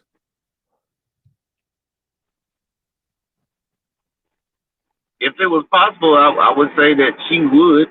Okay, let's just stop with that, right? Step up. She would step up and handle it until you got back on your feet, correct? Yep. Is your wife a modern woman or a traditional woman?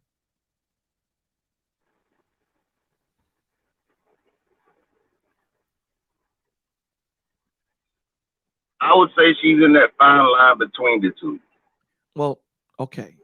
The principles and the thought process that she carries, is it that of a traditional woman or a modern woman? Is that better? She understands the traditional role and gives it as best as possible. Okay. But So she wasn't brought up. all right. So would you say she's a traditional woman, brother? Let's not get caught up in the semantics of words. Pick a side. Would you say that she's a traditional woman? I Take would a say side. that Come on, she brother. is. I'm trying to paint the line of it. Like, I would say she's a traditional woman, but she doesn't check all the blocks. I got you. None of us do. None of us do. None of us do. None of us check all of them. But if you sit there and go, well, overwhelmingly majority, I would say he's a traditional man because of the way he rocks. You know, we understand that there's certain things that we're going to adapt with the world that we live in today so that we're able to manipulate, you know, the construct that we're in. But when you sit there and you speak to you say, nah, I'm a traditional man. That's how I run my life traditionally. But I understand that I'm living in a modern world. So there's certain things that I have to adapt to my psyche. So you're saying your woman is a traditional woman, correct? More or less. Yeah. Why would you? Yeah. So you see my point? So you see the point? A traditional woman would cover her man. A traditional woman would say, you know what? Guess what, Miss Husband Tailor-Made? You're making $100,000. I just got a raise where I'm making $140,000. Will your woman come to you and tell you, well, you know, you don't run the house no more. It's me. Or does she say, look at what we brought for the family. What can we do with this?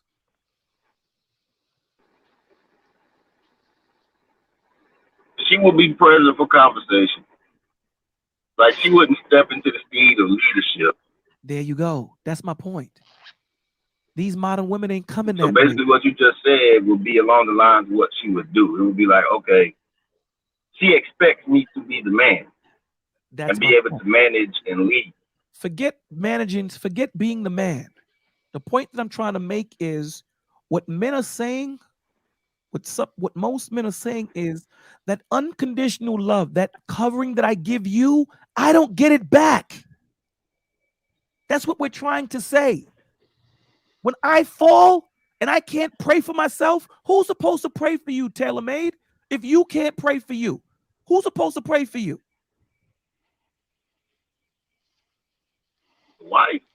If you can't walk, who's supposed to stand you up and be there with you? Hey, Bolo, I always come with this scenario. My wife is the vice president and I'm the president. She put things, I put things into play to where if I can't fulfill the role, she's stepping up. If a man get into a car accident right now, he can't work 6 weeks. What is that woman gonna do? She's gonna be traumatized. She can't live. She's gonna divorce him. She's gonna leave him. No, she's gonna take on that role to say, well, my husband does things like this in the house. The kids know he wants this done in the house. I'm gonna provide for him as much as I can while I'm still working and do what it takes because this is how he runs the house. There's no second. Go Let ahead. me add this to that example you gave. If a man gets cancer, if a man's wife gets cancer and he leaves her, what do they call him, TaylorMade? And he Say it doesn't. again. If a man's wife gets cancer and he doesn't stand by her side, he's like, I'm out. What do they call him? Sorry. Weak, sorry, Less all than. those, right. But if a woman does it, does she get all the flack that a man would get? You won't hear it publicly as much. No. She get much. The most No. she gets is a side eye. That's Listen, about what I'm saying to you is but from the modern woman. What I'm saying to you, the traditional woman is going to stand by her man. The modern woman is out. Now, again, we can't definitively say that. But when you look at the studies and you look at the mind frame of that modern woman we just watched, where she said, I could do bad all by myself. Does that sound like a woman that if you caught cancer, if you were married to that chick and you caught cancer, do you think she'd stand by you? No. I mean, a woman that would say something like that should be left alone. The problem is you got men that are actually going to these women. Forget the man part. The point that I'm trying to make is that the unconditional love that we give to women is not reciprocal in most situations going up towards the man. That's all we're saying. Yeah. Now, when you're talking about traditional women, I'm saying traditional women. Traditional women. A traditional woman is going to hold you down. A traditional woman, especially women that are rooted in God. When both of you are rooted in God, you understand that this is not something that I'm playing with. I'm rocking with her for life. This is what we're dealing with. But when you're dealing with these modern chicks, all they want is the bag, bro. Now, again, I can't speak for all. I can't. And I won't. I'm going to speak for that study that we just watched. She said there was a study. I don't know how many women they used or whatever. I have no clue. But I'm going to use what she just said. At the end of it, after hearing, even the white woman conceded. And she started with the black woman. She was on the black woman's side. She conceded. What did the black woman say at the end? I can do bad all by myself. Yeah, brother, it is what it is. In this world that we live in, unfortunately, in this world that we live in, that unconditional love that we give down is not thrown up. It's not. So, in all of that, what's the problem with all of the women that say that? What's the problem with women that say what? Who's to blame for that attitude beyond themselves? We're not going into that. That's a whole different topic. It's a whole different topic. But it's a part of the conversation, realistically, because if you're going to make that argument, not the whole all parts accountable, because women doing what they're doing because they're allowed to. Well, if we say that, Taylor made, the problem is them. The problem ain't they mama. Do we say they mama added to it? Probably. But at the end of the day, acknowledgement. Hold on. That's what I'm saying to you. Listen, if I'm a 35-year-old man and never seen what a man's supposed to do, I got to take accountability, brother. Do I add not knowing what a man looks like and all that stuff has a problem with me trying to figure it out? Yes, it does. But at the end of the day, I have to take accountability and responsibility and get it together. I have to. That same accountability and responsibility is given to her. This ain't my wife yet. This is a shorty I'm pushing up on. I'm trying to get to know. And she's saying that if you don't match my fly, if you ain't making as much money as me or more than me, I can't love you. That's what she said. That's what she said. And she's speaking as a modern woman. Now, again, it doesn't mean a traditional woman can't go out there and be educated and have a good-ass job. That's the difference. These modern women think that you can't live by traditional ways and still go out there and be an educated woman, be a woman with a good degree or whatever the situation might be. They think that you're confounded to the kitchen, barefoot and pregnant with 8 children around your body and all that. No. You can have all the degrees you want. I don't care. Do you? Please go out there and conquer the world.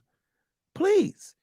I want you to go out there and open up the doors and bring the spoils back home. My thing is this. Here's the problem that I have with that subject, or with the conversation. These women are called modern women, 304s, bust downs, for the street. I never said that. I'm not saying that. Who is the that? But this is what's being said about they're called modern women, 304s, and for the streets. Okay. A woman that's for the streets. Who are the streets? Who contributes to their whoredom? Who allows and panders and plays into that? The men. At the end of it all, regardless what these women are doing, they're allowed to do that, and there are men that are pandering to it and supporting that. But what you're doing, regardless, that's like a bad child. You can't say that child is bad and not say that the parents are responsible for why that child is that way. I don't disagree with you. Because if a man is going to correct that in love. The problem is we don't have enough men correcting that. All right, I don't disagree. So can we blame the women only? But how many women want to be corrected, brother? Or are we going to hold both parties responsible? Because a woman can only do what she's allowed to do, whether it be men or government. You're living in Disney. You're living in Disney, my brother. How many women right now? These modern women that you just talked about, these modern women that we just spoke about, these modern women, they're not traditional. Traditional women would say tailor-made. You know what? You're absolutely correct. I'm listening to you. I'm going to follow you. I'm going to follow what you say. Today's women, you can't tell me nothing. You can't tell me, don't say nothing to me. I don't feel like talking to you. Get up out my face. You're not my dad, and my dad wasn't even in my life. So if he wasn't in my life, what the hell you think you're going to say to me? So you're dealing with women. The solution is to leave them alone. That's what I'm getting at, because now we get to the point. Now we get to the point. No, but you're missing the point of the conversation. I understand ultimately at the end of the day, if I just came from Courtney Michelle's channel, right? Everybody go over there, it's dope, right? So what I'm saying to you is, if I see red flags like that, then yeah, I'm breaking out. But that doesn't help the situation. That doesn't help our people. And when I say our people, I'm not meaning black. It doesn't help us. It doesn't at all. It still leaves us with this problem. Because all she's going to do is hide. That's all she's going to do. And another man is going to fall victim to her hiding, right? What I'm saying to you is but that's what I was talking about. The point of this conversation is only women, again, only women, children, and dogs are loved unconditionally. A man has to provide. And I gave that connection to Christ's marriage, to the church, how the church still reverenced him, even when he fell, even when he died. The church didn't leave him. Those reverenced him. That's a marriage. That's the point. That's the point that's trying to be made. So when someone says, well, you got to understand, we understand the end result of it. So I'm not arguing with you on that. What I'm saying to you is that even in today's marriage, you don't see that. Even in today's marriage, if a man falls down, you're supposed to provide. Well, I was providing, everything was good. Now that I've fallen, where's your covering over me? There's no covering, Bolo. There's no covering, brother. None. That's what I'm saying. If you're not rooted in Christ, and one, we can't ask, and again, let me throw this at TaylorMade. We can't ask that of somebody that doesn't have that as a foundation. So I understand that. That goes both ways for the man and for the woman. That goes both ways. But even in, because there's people that I counsel that are in Christ. And when the man falls, the woman has an issue. When he loses his job, she has an issue. And it's not until clarity is given. And again, like I said to you today, this topic wasn't given to me by a man. You would think that this would be a topic a man gave me. A woman gave me this topic. And that's the point that I'm trying to make. That when we're talking about understand the mind frame of modern day people, this is going back both to men and women. Understand the mind frame. Hey, Bolo. Yo. Last thing I heard for a while was when a man falls. I missed everything after that. When a man falls, when a traditional man falls, even in today's marriages, that when I counsel men, when a man falls, he loses his job or whatever the situation might be, usually the women have a problem. I can count on my hand how many women just fell in line and covered him. I can count on my hand. Most had an issue until it was brought to them like, what are you talking about? Time and chance happens to all. Scriptures tell you that.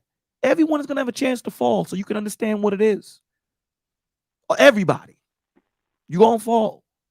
And it may not, it's not always due to you doing a bad thing. No, Job didn't do a damn thing wrong and he fell. The point is, and what did his wife do to him, Bolo? Oh my God, she said, "I'm the same thing. The same thing we're talking about today." And that's the point. And that's the point that we're trying to make. This conversation that we're having. I wish a woman was up here. This conversation that we're having with their women in the chat in the village, and they're saying, "Yo, Bolo, you're on point.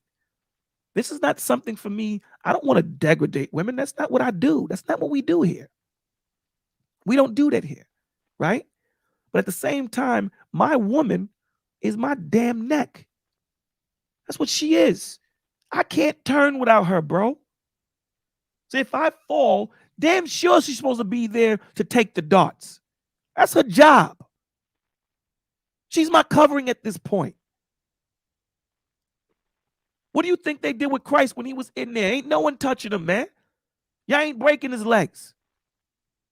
He's gone. Our job is to protect our husband. That's our job.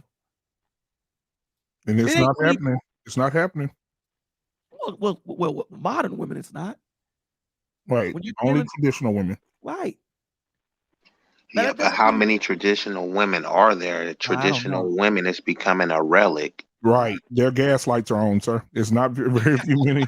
There's not a lot left. The gas light for those women are on and it's draining. They're dying out, brother. Exactly. A very extinct species. So Bolo, TaylorMade, all of the gentlemen on the panel that got you a traditional woman, man, hold on to her, because in these modern times, we really need to have a conversation where, are we still trying to hold on to being traditional men, or do we need to revise and reinvent what a modern man actually is, right? Because a modern man could still have traditional tendencies, because even a lot of these quote unquote traditional women, they purport themselves to be that. And then you really get down to the nitty gritty. It's like, oh, wow, she's just like another modern woman. You know, that's why they call them chameleons, because they're able to disguise and give the illusion of a traditional woman, of someone that has conservative values or whatever. But then when you put a ring on it, bam, there goes the modern woman, and she cleans you out in a divorce. So what type of recourse do you really have? And we're Well, out what's here the giving reason? all of this free and unconditional love, when everything that a man does in his whole existence has conditions and stipulations attached to it. Well, Traditional we women want, I'm sorry, modern women want traditional men, and right. that's what they want, but they don't want to be traditional. Well, but and just to add on top of what Black Man said, you got to understand too. This is why the courting phase is so important. And before you even get to that courting phase, it starts with your relationship with Christ, my G. It starts with your foundation. What are you building on your foundation? It starts with that first. Because I can, it also is with men. You have a lot of traditional men that act like they're traditional and they're modern. They don't want to take on the responsibilities of what a traditional man should be. They want to be modern, right? Do you think that it's because of it's a high risk, low reward? No, you know why? It's easier to be a modern person. It's harder to be a traditional. There's more accountability with tradition. There's Exactly. There's more parameters when you have tradition. Exactly. When you're a tradition, and again, I got a lot of pushback on me when I said this statement. Freedom in America makes you more of a slave. When you're free to just do whatever the hell you want, it's like when you walk into a buffet and you can eat anything. You don't stick to anything. You just go any place. You go any Yeah. place, and you wind up, and your stomach wind up getting full, bigger than you really could really enjoy, because you ate more stuffing and corn and all that stuff that expands. The point that I'm trying to make to you is, when you deal with Christ, He gives you parameters. You can't do this. You can't do that. You can't do this. Everything within this, you can do. So it gives you more focus. It gives you more strength into where you need to go. It gives you more direction, intention in your steps that you take. So when you're dealing with a chick, you're not having sex for dating, you're having sex for marriage. You're not just smashing these chicks. And then when she gets pregnant, then you want to call her a chick for the street like Taylor made. Then you want to call her a hoe. Then you want to call her that. So if she's a hoe, what does that make you? That makes you worse. That makes you worse. Because if I know this chick is dirty and I willingly go in there and get her pregnant, that makes me more dirty than her, because she's living her life. I just tapped in. So we have to have that panoramic view, because I don't want this to be a woman, woman, woman thing.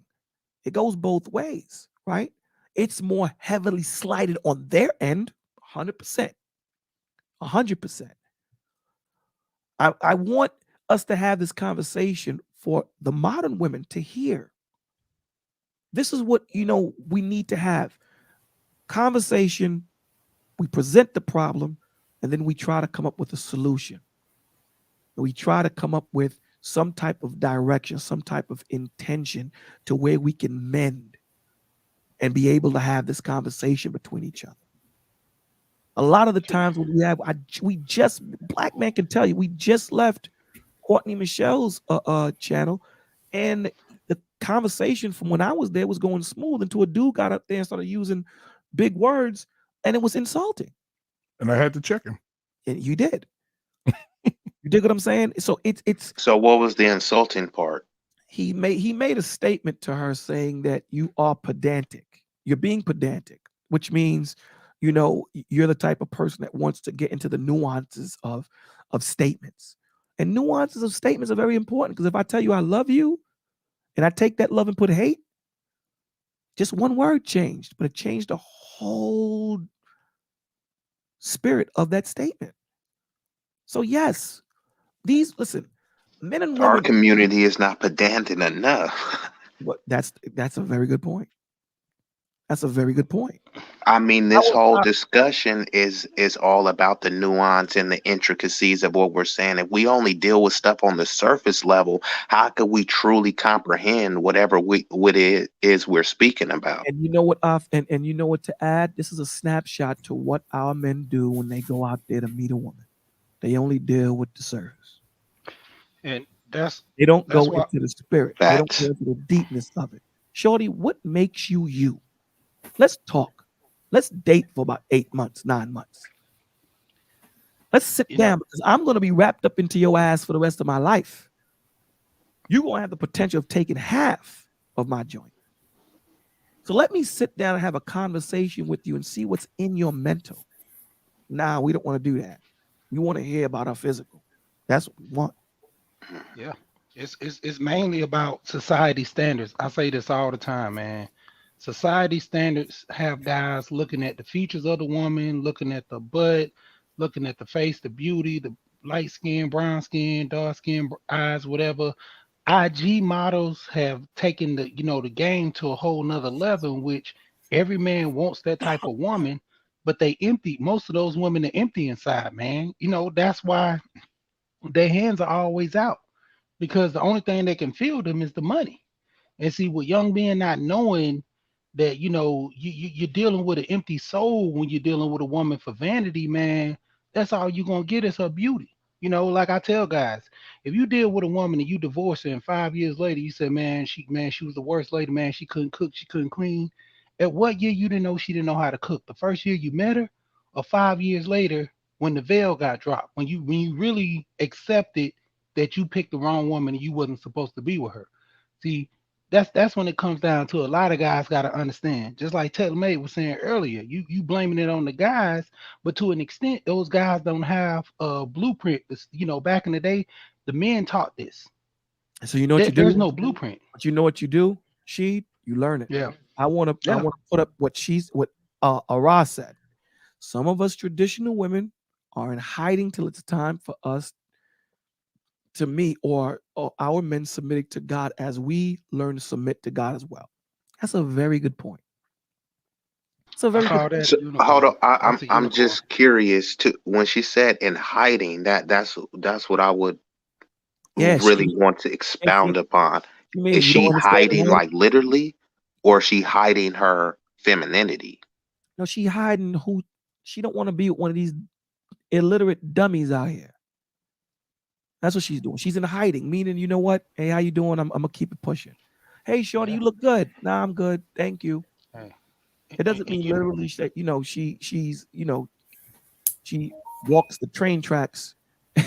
You know what I'm saying? Is it potentially that she may lose the man that was made for her by saying, "Hey, all right, goodbye"? Is that possible? It depends, because she's saying what she's saying is, I'm in hiding until I see that man that has submitted to God. It doesn't mean that she doesn't have a conversation. If she's in that, listen.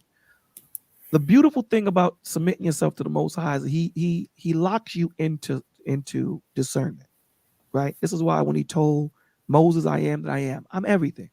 There's nothing that I'm not. I'm everything. So when you're locked into him, he gives you access to it. John 15:5. He gives you access to it. So when you know who you are and you learn what your value is, you learn what your worth, so you can go out there and demand your value, you're going to meet that woman.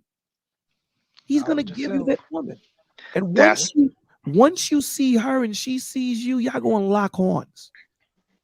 Y'all going to lock horns.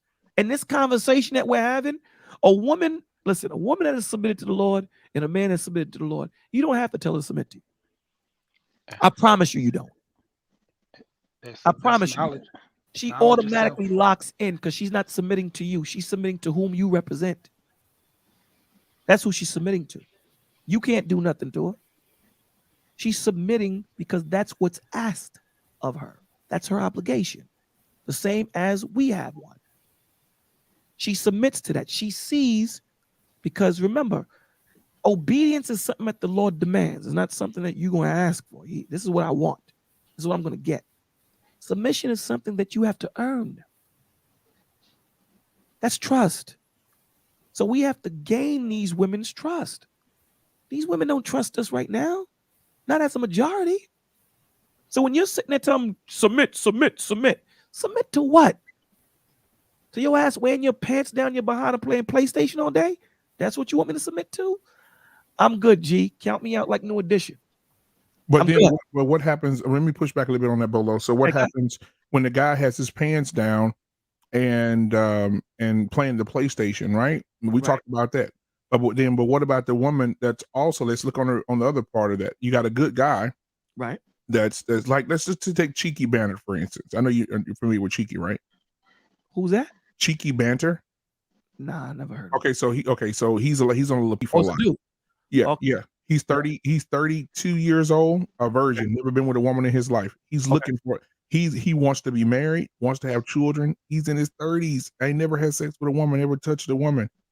Guess how hard. You know how hard it is. He. You know, if you hear him talk, you'll be like, wow. He cannot find a woman on that level that he would like to share that experience with. Well, this is what I would say to you, right? Black man, I would say I would love to have a conversation with him one-on-one. Right. Because now I'm going to say, okay, where are you looking? First, I would talk to him about him and see where his mind frame is. Where is his relationship with the Father? Maybe it's not time. See, this is the thing that we get caught up a lot, right? And this is something I push. This is not something that's in the scripture. That's what I'm telling you, right? The most important thing to me in prayer is not the prayer itself. It's the being patient and waiting for the answer. That's for me. A lot of us are impatient. We don't wait.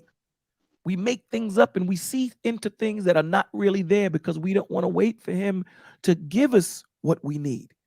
We want what 32 though. I mean, how much more waiting? Until you 42? And that right there 32, is why. 32. And that right there is why, if he continues in that mind frame, if he thinks the way you're thinking right now, the first chick he sleeps with, you're gonna get her pregnant and she's gonna take him for child support.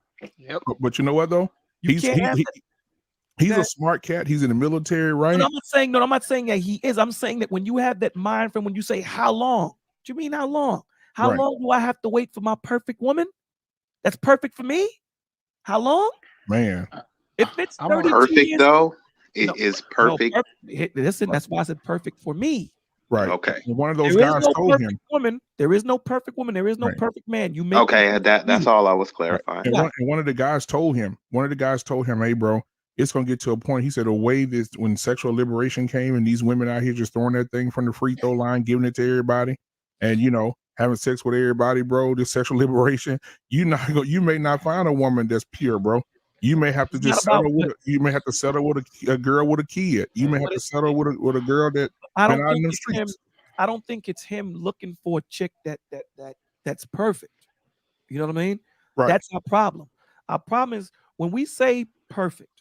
Understand what I'm saying? Perfect, right? Because something can be made perfectly flawed, right? So I make my woman perfect for me. She works for me the same way I work for her. My woman may not work for somebody else the way she is. So it's compromise, right?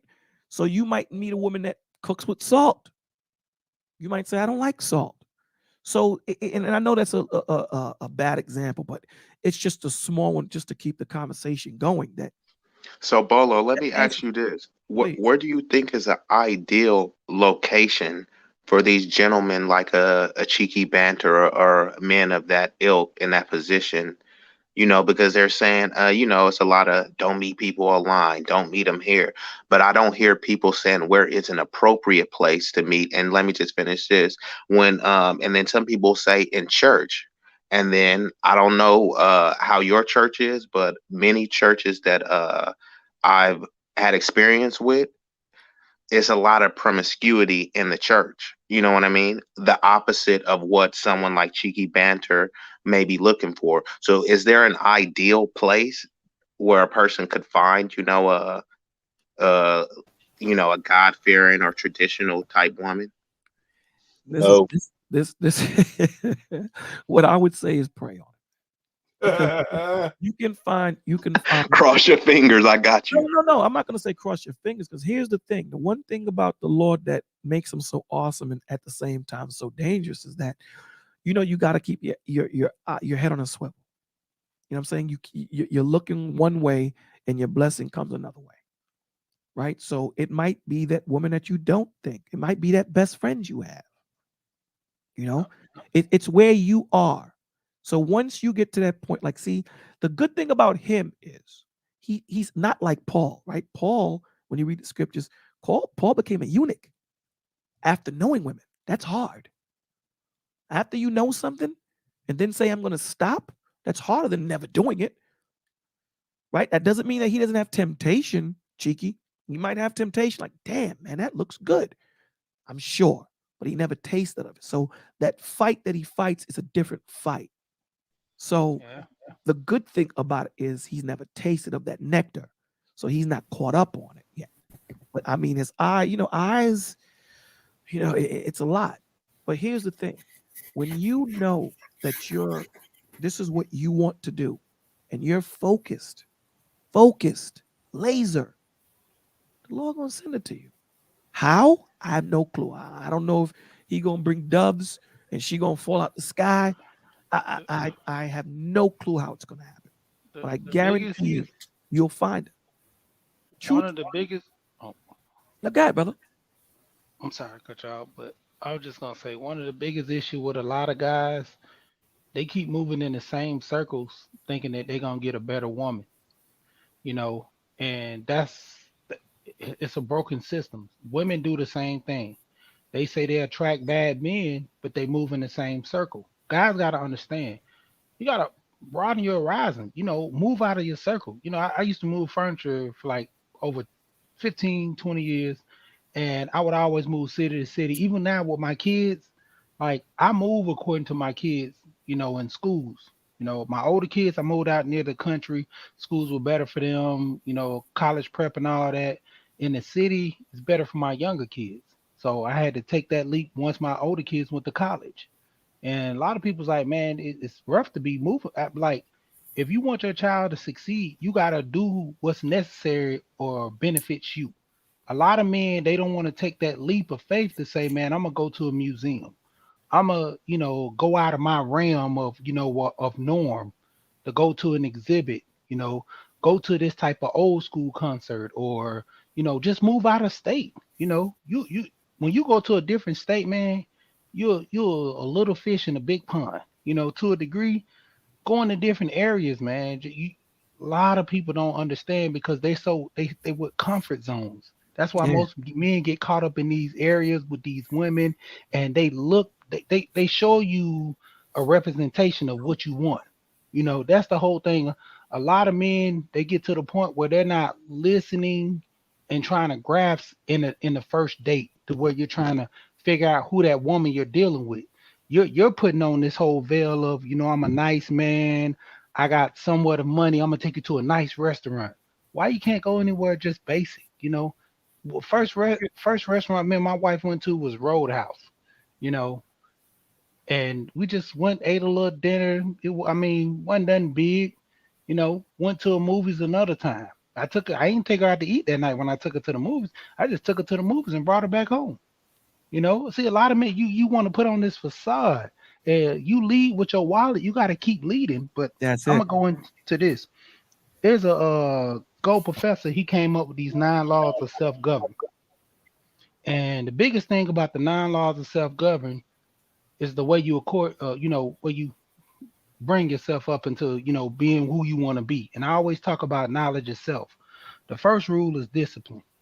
In any aspect, if you don't have no discipline, you're doomed to fail in anything. Your weight gain, discipline with, being in the church, discipline with you taking on responsibility, getting up on time, going to work. If you don't have that, your discipline shot, that's first rule of thumb. You can't proceed to law number 2, it's protecting yourself. A lot of men don't know how to protect themselves. And that's one of the biggest pushes. Law number 3, applied selfishness. You got to think about yourself. You hear happy wife, happy life. No, if I'm hurt, I can't get up and provide for my family. So I need to hold myself as rule. I need to be the number one. I need to make sure I'm healthy to go provide for my family. So some people they don't know that applied selfishness goes on and off. It turns on and off. Rule number 4, read. Not only just reading books, gaining knowledge, you got to read the room, read what's going on around you. Exercise. Exercise the mind by reading, exercise your body. Deal with things, from that standpoint. Know your worth. Know your worth. And rule number 7, know, excuse me, know who you are. Those are intertwined. If you don't know yourself and know your worth, like you're falling yourself into shaky grounds. That's why it goes back to the knowledge itself. You got to understand if you're going into a relationship with a woman, you got to know who you are. You got to be able to carry the relationship. If you can't do that, then you're already doomed to fail. You going out of one bad relationship, seeing a fine chick trying to jump into another one, you're not moving properly. You are already on the path of destruction before the relationship even gets started. I'm gonna go with the eighth one is build something. You gotta build something. For the most part, a lot of men, we hear all this, men are not building, men are not this. Cut all that out. Men are steady building, moving and strong for the development of their selves and people around them. There's some that's not doing it because they don't have the know-how. They don't have the training, no motivation. No one's teaching them this. And law number 9, plant these seeds and be patient. A lot of people don't have patience nowadays, and that's where they're doomed to fail. In relationships, you got to understand you can't just jump the broom and get married. You got to know who you're marrying. That's why a lot of guys, 9, 10 years, I don't even know. Going into the first year of marriage, you having so many issues, you ready for the divorce already because you never planted the seed and know who you were potentially dealing with. You didn't take You the know, time. You didn't take the time to really get to know her. yeah. Hey, And I and how mean, can you get to know her if you don't know yourself? That's facts. why you see Cheeky, he's doing a good thing, brother. Yep. He's knowing him, building himself up. So And now he's you know valuing himself too, that's it. So now when which you most step men don't do. That's right, why they run out with these OnlyFans chicks to try to suck up some of their inherent value. Like maybe if I just get this girl, this will make me a more valuable man. And you're trying to get this conquest versus actually putting in an actionable item or doing some work to show like this exactly. is the valuable that I produce. You And trying to almost leech it from a woman by having her on your arm as some arm candy. that's Can, it. can I drop this? And I'm finna get ready to get off because I got to get ready for work tomorrow. The craziness about that scenario is this. I don't understand why a lot of guys, you want to put so much emphasis on a beautiful woman and all that. Man, you're doing yourself a disservice, man. Exactly. Like you're not focusing on, the person. And I said this earlier. You put more emphasis on how beautiful that woman is. The veil is so strong, man. Guys, you gotta compete. Most guys they get to a point where they have a great woman, and to a degree, you probably meet the perfect woman for you probably once or twice, third if you lucky, potentially. But most guys pass them by because of they're not taught certain things, and just having a open mind and an understanding of who and what they're dealing with. they're not You taught to know be they're not taught to be still. They're not taught exactly. to they're not taught to live in the moment. They're not taught to sit down for 5 minutes and look into a woman's eyes. They're not Exactly. taught to just sit there and just hold her hand. They're not taught to sit there and just walk through the damn bushes with her. Just walk. Just sit there and try to understand more than what your eyes can see, vision. They're not taught that. And the conversation too. A lot of people need to be better with their oratory skills because that's the reason why when they had these dates in Bolo, you talked about courting. A lot of the courting is not going on because after the third date, they already smashing. They don't know That's her it. last name. They don't Yep. know anything about her familiar background. So I And, mean, how and did here's you get that any of that in 3 dates? You know what I mean? and here's the thing. Sometimes, and I might get pushed back, but I'm saying, sometimes A woman can save you from your own self. Facts. Sometimes you can be jaded by all these chicks that you done dealt with, that you done smashed, that you meet that one woman and she pours into your spirit. She has a conversation with you and just opens you all up to a whole different thought process, to understanding what's out there. And when you don't allow yourself that type of experience, you lose so much.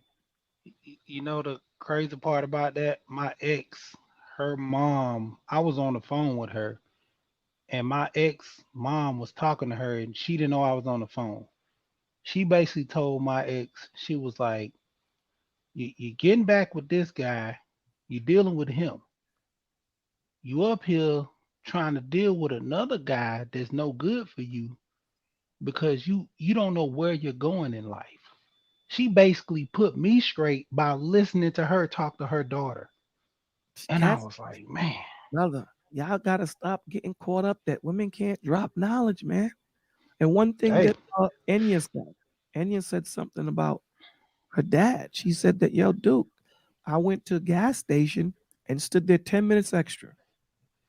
And her father, that she hasn't seen for 10 years. So we got to start understanding that patience, prayer is so important, man. This world, what they teach you to be a modern man or a modern woman, they don't want you to be still. And They they don't don't want, want you to be patient either. right. They don't want you to have a conversation with black man and sit there and go, well, what did you mean by that, dog? I Right. don't want to rush. I don't want to rush off of it. Let's take our time. I don't got no place. I got to be at work in yes. 2.5 hours, guys. But let's have this conversation. I'm dead serious. I got to be at work in 2.5 hours. You, you know the push, right? With the older cats. That's why these young boys coming to a degree. Some of them are right, but some of them they pushing this because it's some kind of issue that's being taught that the old heads don't know what they talking about. Old heads don't know nothing because you moving in the wrong circles. I Well, told this cat on YouTube I was talking to. I said, man, all this pump and dump and dealing with these chicks and having sex. I said, look, brother. I said, you ain't got to do that. I said, I didn't do that, man. You know how many women I could have smashed and dealt with, but because of their mindset, I dealt with a lady. She was on the road. She actually got her degree already to being a therapist. Only reason I didn't deal with her, and I knew I could have hit her that night if I really wanted to.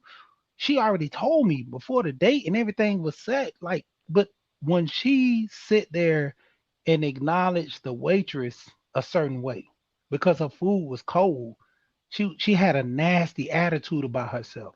I Red cut her off flags. right then. I paid for the dinner and I didn't deal with her at all. I knew I could have hit. There are several women I know I could have dealt with, I could have had sex with. I didn't want a oops baby. I didn't want that type of baby mama. Like I waited till I was happy I got married and had kids that's called because penis there was so discipline. many exactly. Penis And I discipline. tell guys that all the time, man. Stop dealing with these chicks like that, man. You can smash and it's cool, but you never know what's gonna come behind that. No, See, no, a it's not. lot of guys don't understand that. No, but don't say it's cool. It's not. No, I'm just saying that's what No, they I think. understand what you're saying, but That's what they we have thinking. to. But see, what I'm saying to you is we have to be more intentional in our speech. We have to be Yeah, more purposeful in when we speak, right? We need to be more directional. Excuse me. So it's irresponsible. It very It's not is. much. cool. It's not at That's the all. more appropriate word because Because I know exactly what you meant, bro. But like yeah, you I know what said, you meant. I Bolo, know what you meant, but you see, what the we need to start intentionality is key. right. We need to start talking ABCs because these, the youngins. And again, I'm not so caught up that I can't learn something. I'm always open to the possibility that I could be wrong with what I'm saying. So, you know, truth is ever expounding, right? As we get older, the Most High expands our mind and things that we understood as 25, you're going to have a deeper understanding at 35. So, listening to you brothers speak and the sisters in the chat, it helps me to understand things a lot better. And that's what we need to be open to, right? So when we started the stream with only women, children, and dogs, are loved unconditionally. We have to understand that men are supposed to be loved unconditionally too. And we're talking about when you're married, we're talking about a relationship that is based in God. And this is real talk. I don't know nothing else. If you're based in, sorcery, I don't know that. So I can't speak on it. You dig what I'm saying? But I know that when you have a marriage based on Christ, you're going to understand it. When you have a woman that's based in the Most High, she's not going to have an issue running towards the fire. I promise you she won't.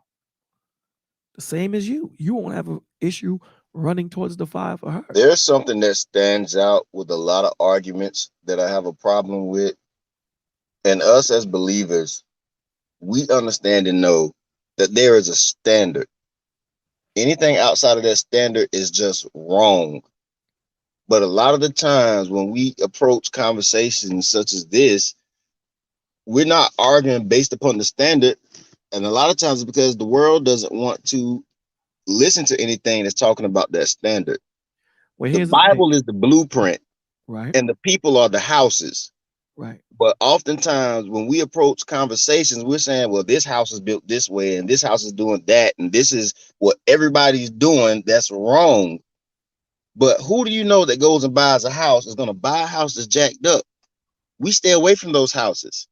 So how is it that when we approach a conversation, we argue all the things that are wrong in the world rather than just pushing those things off and like, look, that's not the standard. It needs to be corrected. Because we can say that people are doing this and that and it's wrong and entertain that conversation, or we can say, well, this is the standard. This is off. This is not meeting the standard. Leave it alone. You can only correct what wants to be corrected. Well, I see your point. I do see it. However, I don't need a plan for me winning the lottery. I need a plan for when I lose. I don't need a plan for the good. So if black man is doing his thing and he has everything on point, my conversation with him, when we have a conversation, is gonna be like, yeah, you're doing your thing. However, let me show you where you could be better. Right. Let me show you, where you're wrong at. Let me show you. And the same as me. You don't need to converse with me on what I'm doing right. If we're just talking and we, just chilling, then it's all good. We have to understand that we were born in sin, man. This thing ain't easy. This is why the family structure is so important. And that's why truth given without love is a weapon. We need love. Because if black man has his garrison up, if he has his guards up, he ain't trying to hear me. If anything, he's looking at me as an op, right? But if there's some type of relationship between him and I, and I'm like, brother, let me holler at you, bro. He's gonna be apt to hear me quicker and take in what I'm saying, opposed to fighting me. Now, maybe what I'm saying is wrong. He may give me an explanation. Well, let me tell you why you're interpreting it this way. And then I'll be like, oh, okay, I didn't know those stories. But the issue is what's important is what Erica just said, right? Having conversation and having a solution. The solution is God, brother. At the end of the day. Now, how do we get to him? How do we get to him? So when you're talking about tailor-made everyone having a house, you're right. Everyone's house might be different. You have to first acknowledge the solution, understand this, know the solution, understand the solution, and apply it. But here's the thing. problem we have today is we spend more time talking about the problem of times present and past rather than bringing up the solution and incorporating that, making sure that we act it out. Well, a lot of the times, tailor-made, the reason why we have to do that is because if that man or woman is not up to date on knowing that she or he has a problem, the solution is not going to take root. Yeah, because the first thing you got to do, even when a lot of times, if you acknowledge the problem, it makes it hard to get the solution. When you go to Because therapy, most therapists, they may acknowledge the problem, but the thing is, they're solution based. They're not trying to. right? You, But the you, first you thing have to acknowledge the fact that you have the problem to have a more speedy recovery. But some people, it's best not to speak on the problem because it's a trigger. It's better to just have them do the solutions until they see the progress. No, that doesn't make any sense though, because how can I know to do something when I don't know I'm doing something? Right. So if the first time you go to therapy, they say that to you. They say when you sit down in therapy, they say you have to acknowledge you have the problem so we can address the problem. Plus, you got The thing about that society is when you acknowledge the reinforcing all problem, the you're accepting negativity. that and doing it. It makes for a speedier recovery. But you can't do that with everyone. What I'm saying is, with some people, you can't talk about the problem because the problem is a trigger. Right, So but with you gotta those work through those problematic triggers. people, you don't speak on the problem. You just address the problem. If you have the solution, you have them work with the solutions Here's the until the issue. problem isn't an issue. Here's Right, the we don't issue want with that, speedy. Taylor, man. Here's the issue with that. First, we're not dealing with speed. Right. No one We knows care speedy less about recovery. speed, right? Mm-mm. It's not about if you happen to be a person that catches it fast, then cool, good for you. But that's not what I'm going into it for, right? I'm not going into it. Here's the thing, and I like to give this example. When you're saying that it's a trigger for a person, our job as counselors or mentors, whatever it is to see where the triggers are. Because that gives us a direction. It's the same thing with illnesses, right? When you go to the doctor and the doctor says, so what hurts? Well, my head's hurting. You're giving him a direction. All these pains that you have, all these things that you're telling him, he's trying to deduct a direction on what your issue is. It's the same thing when we talk. Talk therapy is so important because it allows that 10-year-old Bolo to meet the 49-year-old Bolo. Because right now, the 49-year-old Bolo is emotionally the 10-year-old Bolo. But we've never officially met. He just comes out when things get too hectic and he doesn't want to hear anything and he gets emotional. So we have to retrogress and say, okay, where was the disconnect? Why didn't he grow as Bolo did? Now we search for that disconnect, for that spiritual injury, to reconnect him to his satellite, which is Christ, so that he can get that new operating system and be. There's a thing that you can do when diagnosing a thing. When somebody comes to a doctor, they tells them about their ailments. They're about the problem. They're talking about the symptoms. That's my point. A person that's coming in to fix something, they either can spot the problem or they can diagnose the problem based off the symptoms. Well, if they That's know what I'm that, speaking why? to when I say But that. Tailor-made, if you have a problem and you already know what the diagnosis is and you know what the issue is, why are you coming to see me? That's not what I was saying. What I'm saying is a person, let's say I have an issue going on in my body right now. I can tell you everything that's going on in my body. I'm not telling you what the problem is. I don't know the problem. Got you. But if I go to you as a professional and tell you all of my issues, you already know what the problem is. Now you can tell me what the problem is, or you can just handle the issue. No, I'm going to tell tell you me everything that I need to do. If I'm going to tell, if the problem is something that we can handle overnight, then we'll do that. But if it's something that we have to take time, what I'm going to do is educate you on what your issue is so that both of us are in the know, so that you're not ignorant to what your issues are, so that you can take preventative measures to help yourself till you can get back to me. That's the problem. That's the disconnect we're having right now. Okay, well, this is one thing that I'm getting to right here. Yeah, I get what you're saying. I'm gonna think from a first responder's point of view. Let's say you go into a situation that a person has, right? And you know what the problem is, but you know if you tell them, they will go into a state of shock. Would you tell that person what the problem is, or will you fix the problem? Well, I'll fix the problem. In that situation that you're giving, in that example that you framed, I would fix the problem. Yep. So that's literally what I'm saying about with some people. You can't tell them what the problem is or have them acknowledge it. This is the thing that you have to handle the issue the best way. Some people, that's what I meant when I was saying that it could be a trigger telling somebody that they have this problem. Sometimes you have to go through the process until they're at a state where you can address it differently. you see what a lot of therapists will do? They'll take you the long way around. See, that example that you gave framed it where if I tell you what your issue is, you're going to flip out because it's going to look worse than what it really is. So let me handle it. And then when we get to where you're a little bit calm, I can explain it to you. Yeah, so that's what I meant when I said it initially. I just didn't explain it as I well. got what you're saying, but when we're talking about, when Black Man and I are talking about therapy operates a little bit different. Now, are there situations where something, we say might trigger a cat? You're 100% correct. It could happen, right? However, your job is to play chess, not checkers, to see it coming and to be able to maneuver around it so that that person can actually then see it. Because again, as a therapist, what you do, you're just a mirror, my G. That's all you are. You're a mirror. You take that person into that room and you sit down and you're that thought in their head. And you sit there and you tell them, what do you see? Tell me what you see. This is why therapists, they always ask you the question. So what do you feel? So how was your day? Because by you rationalizing it in your mind, that's why they tell you, right? Right. And that's a good way to gauge things as well. Oh, definitely. Definitely. Yeah, I agree with you to a certain extent.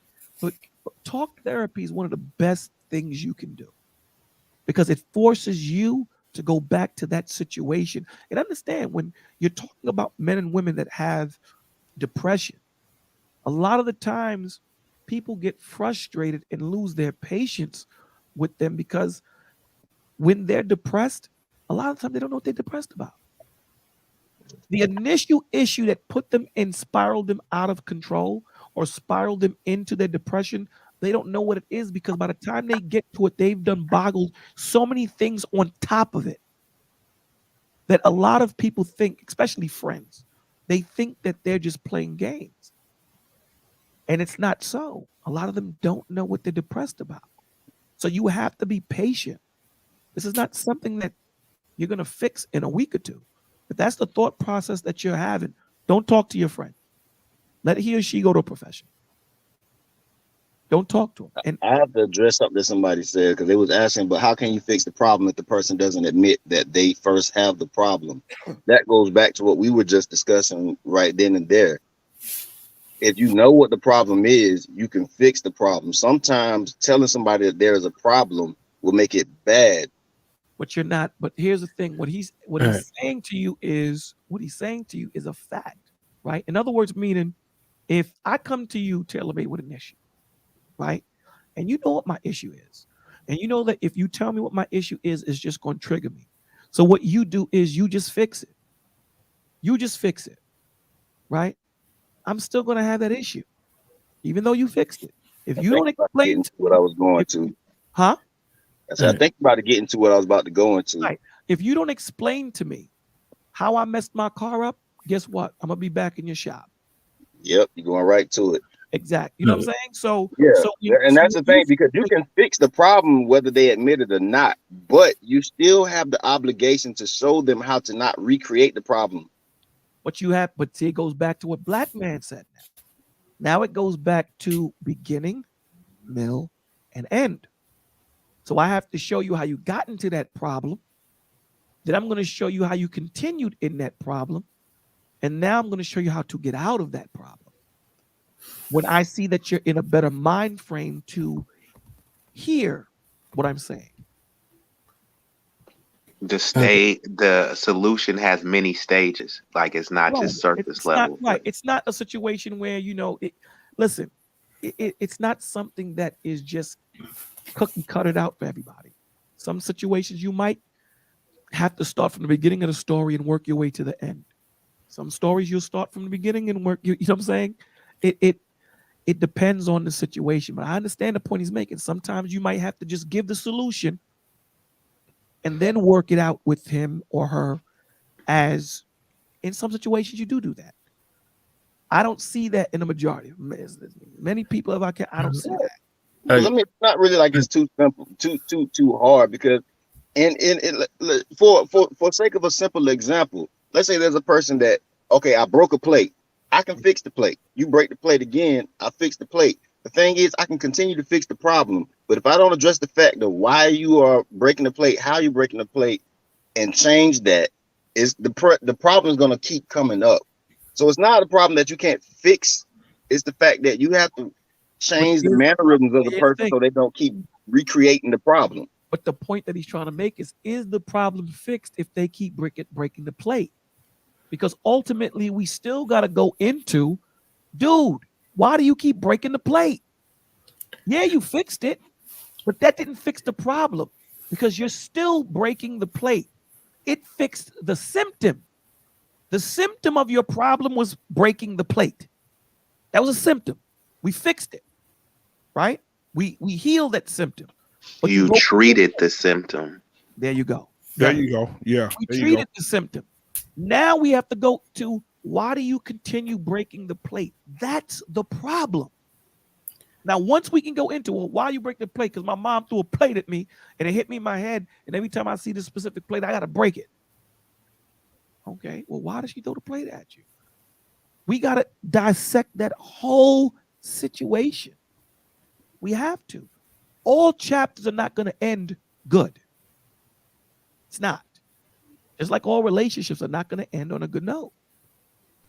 And there's no conventional method that's just universal to everyone because it's different personal circumstances. Well, it's actually different because you're fixing the problem. You're just not fixing the cause. Huh? The total problem is the breaking, but you have to fix the thing that's breaking it. Right. So the problem isn't him breaking the plate. That's a symptom. And if the plate is still being breaking the plate is the problem. Is reoccurring. Breaking the plate is the symptom to the problem. The no, problem what he's doing is the issue that causes the problem. We're playing so, semantics. I mean, you can look at it as two separate problems, but the ultimate end is the problem. The semantics of words. Why do a woman? Right. That's what I'm saying to you is the end all be all is the problem. Right. Now you have the cause and the effect. Got you. The effect is him breaking the plate. That's the problem. Right. No, that's the cause. That's him breaking. What he does is the cause. The end result, the breaking, is the problem. So you have to fix the cause of the problem. What? I get what he's saying. That's just like, okay, you got cancer. Cancer is the problem. I understand. But smoking is the cause. So you have to stop the cause. What causes the problem? Catalyst. I get what you're saying. saying. That means you have to shut down all the tobacco plants and farms. Yeah, I get what you're saying. That's more indirect. Yeah, you want cats, but it has a direct cause. You want cats to kill us. Talking about shutting down tobacco. You want cats to. You want the Men in Black to pop up in your crib. You know what I'm saying? You know, but the whole point of this conversation is just, you know, a snapshot for us to be able to speak and move this conversation forward. That us as men can have a conversation, not be disrespectful towards one another. See, differences. At the end of the day, we have a common goal. I don't care who gets the information, how you get it, as long as you get it. That's what matters to me.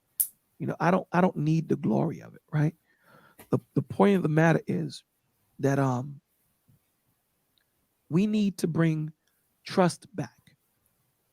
We need to bring conversations back. Because the women don't trust us, bro. Let's be real. Let's go to the root. Because I hate dealing with branches. They don't trust us. They don't. Okay. But how do we get that? Men don't trust each other either. Right. Because how do we get that? Because can we talk about that? What caused the root? Like you said, you don't like dealing with the branches, but when we go, I really think that it's the whole.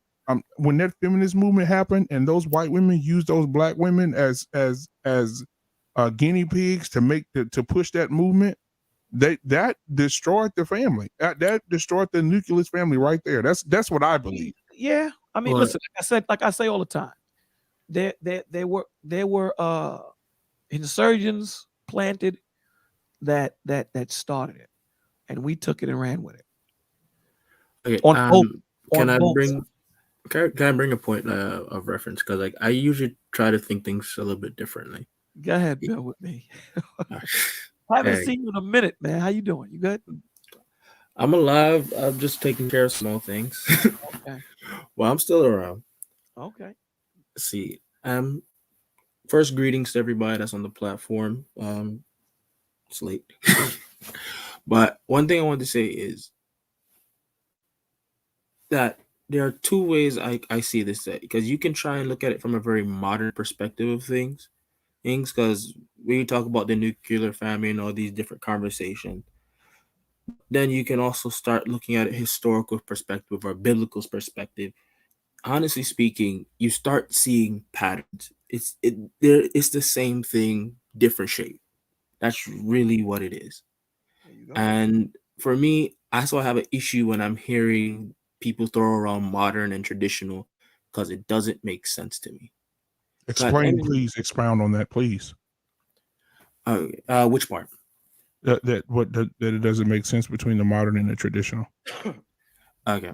So my issue with the whole concept of the modern and the traditional, at the end of the day, all it really comes down to, are you dealing with a lazy woman or are you dealing with a contentious woman? That's what those are the attributes that we're honestly attributing most times. I'm just saying a modern woman. Okay, But explain in to me. reality, you'll see Hold on. those same traits Bear with me. throughout Hold on. history in Explain different to me. situations. Explain to me the attributes of a lazy woman, please. Okay. So oftentimes when I hear certain conversations and because most time people try to pose that women out here getting it and doing things, and some are truly working hard, but there's another population that honestly doesn't want to do anything. And this is where that conversation of barefoot and pregnant starts coming up. You have two parties shaming one another. Honestly speaking, you hear this argument more between women than you do outside of women. Because more times than not, as far as I've seen, men don't really have a problem with either one of them if they're willing to work with them. And that's my synopsis on that whole situation there.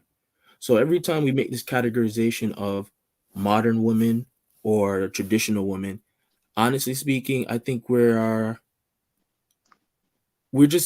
glossing over what really is happening because it's just a repeat of something that's already happened. A repeat. Maybe I missed something. You said a repeat. Yeah, because a repeat of hold on, what? because you said they were For example, if you miscategorized. check, well, no, hold on.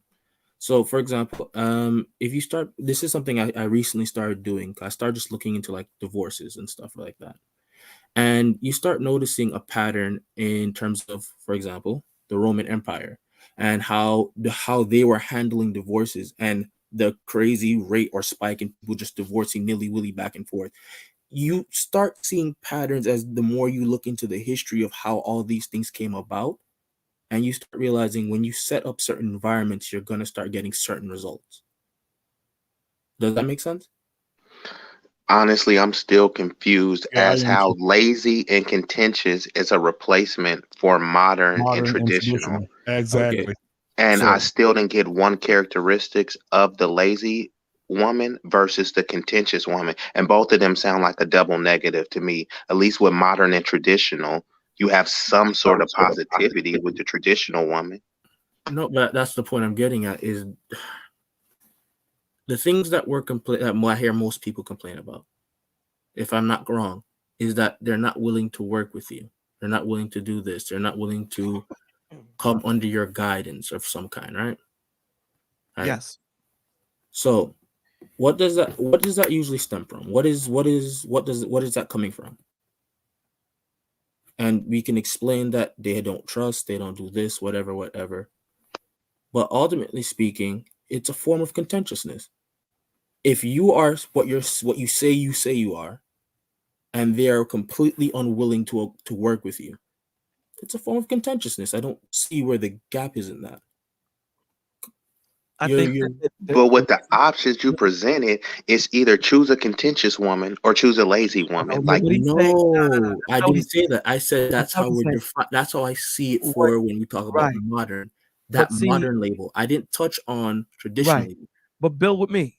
All This right. is what the thing that we were doing is we were deep diving into the differences between a modern and a traditional. What you're doing, it sounds like to me, correct me if I'm wrong, what you're doing is just putting a stamp and saying it's contentional. You know, they're contention, they're very unruly, and they're lazy. Well, no, I'm And, not doing and that for within traditional those, and modern. I'm just trying to properly. In my mind, I feel that I'm categorizing what we're actually talking about. okay, Because the blanket comment of modern this, as far as I'm concerned, if you are a contentious woman, you are a contentious woman. If okay, you're a lazy woman, you're a lazy woman. okay, If you're unclean, you're unclean. I'm using this black and white way of doing things because it got you. makes it a lot easier to It makes understand it what we're simpler. looking at. Makes it simpler. If Okay. you're talking about a virtuous woman, you're talking about a virtuous woman. Because if you check what a virtuous woman does, she's about her family. She's about progress. She's industrious. There's a certain amount of financial aspect that she carries with her. So when people try to make it sound that women don't have any involvement in terms of business, family structure, that doesn't work. So the truth of the matter is, when we make all these broad strokes saying modern, traditional, honestly, we're just picking at pieces that are good and mixing them with the bad things. That's how I'm looking at it.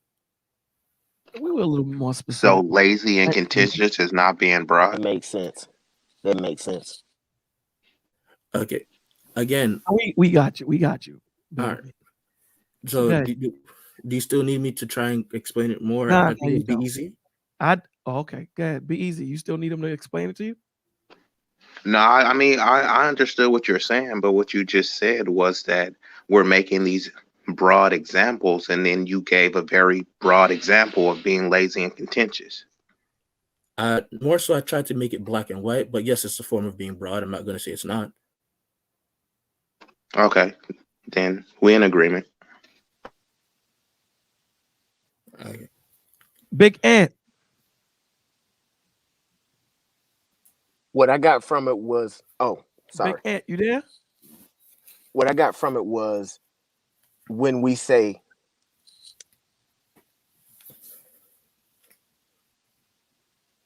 I guess he's not. Big Ant. Anthony, you there? Yeah, I'm here. Go ahead, BCDC. Okay.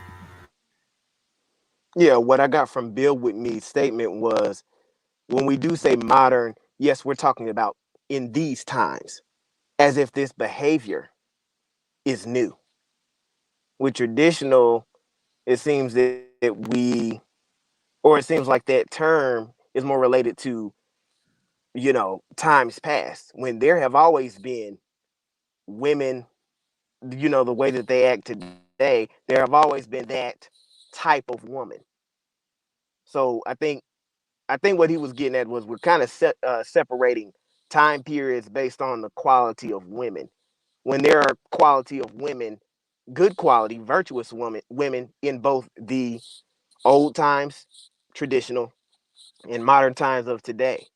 The same as there were, you know, I don't want to say a degrading word, but those types of women existed in times past as today. So that's what I Well, got from what but that was a Bill good with me point. was Yeah, saying, that's a if good that point. if that helps. Yeah, but that was a good point that Vaughn was saying too. It operates on both ends because I don't want to make a conversation where, where browbeaten, you know what I'm saying, women. So, Well, the thing is, I but haven't even yeah. touched on the traditional side of things Go ahead, brother. Go on the traditional because side. because the traditional side is where we're talking, where I think most people are trying to attribute what a virtuous woman is, even though I think that in many ways, if you hear how some people talk about it, they do make it sound very limited, and that's just not the case. And as far as I'm concerned, women are very capable. They're very able to do things. It's not that they can't, but they are still the weaker vessel. God, if you believe in the Bible, I can't say for everybody, they are specifically in a role of support, a help meet. So women, generally speaking, bring out the best out of a situation. They make it more abundant in some form or fashion, and that's just what it is. Is with that same line or guiding thought, to go into your overall topic about unconditional love of to men and children and dog and so on. Honestly speaking, I don't really think there is a such thing as unconditional. I think there's only unmerited, because somebody has to give at first. Somebody has to first initiate. And many times the people who are receiving it don't deserve it. And that's just the truth. And that's, I may be wrong, it may not sound right, but if you really pay attention to it, when we're talking about unconditional love, we're talking about no conditions. but that's There the are thing. They all have conditions. what The mere conditions? fact that a mother loves her child is because Right. it's her child. Right. And what do they offer their child? Unconditional love. That's the point. We understand the title that the child has. We understand that she bore the child. We understand she brought the child into the world. But there's nothing that child can't do in her eyes wrong. He could be Hitler's mother thought that he was still a cute baby boy. His mother offered him unconditional. There's nothing that he could do off. Right. Nothing. There's nothing that he could do wrong. And you know what, Bolo? I heard this one time, man. I talked about this on my platform yesterday on Black Men Unfiltered. We discussed son husbands, and we discussed how moms, especially single moms in our community, how they love their sons unconditionally to the point where even when they're old enough, they don't take out trash, they don't wash their own clothes, they don't iron their own clothes, they serve them, they bring them their plate, they bring them their food, and they become these son husbands. Now, I heard a sermon by T.D. Jakes, and I heard T.D. Jakes out just in passing, a little comment he said to Oprah on her what she had. He said, if women loved their husbands like they love their sons, there would be no divorce.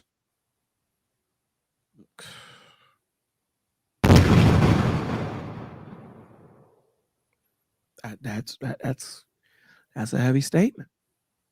And this is the thing. And this is what men and women, this is what women seem not to understand, right? That your husband comes before your children.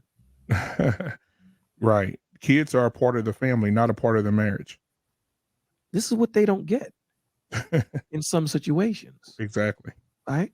Your husband comes first. It's not the children. It's not the children, brother. Your husband is your life. That's why the Lord tells you that a man shall leave and cleave unto his wife. Your child is going to grow up and hopefully get married and leave the house. Guess who you're stuck with? Me. When my mom passed, it killed us all 4 of her sons. All 4 of us. Still kills me to this day. We lost our mom. My dad lost his world. Sit on that for a second. He lost his world. And this is the relationship that we're not entering today. We're not entering into that type of relationship. We're not entering that relationship where it's you and I against the planet. Hell, sometimes it might be you and I against the kids.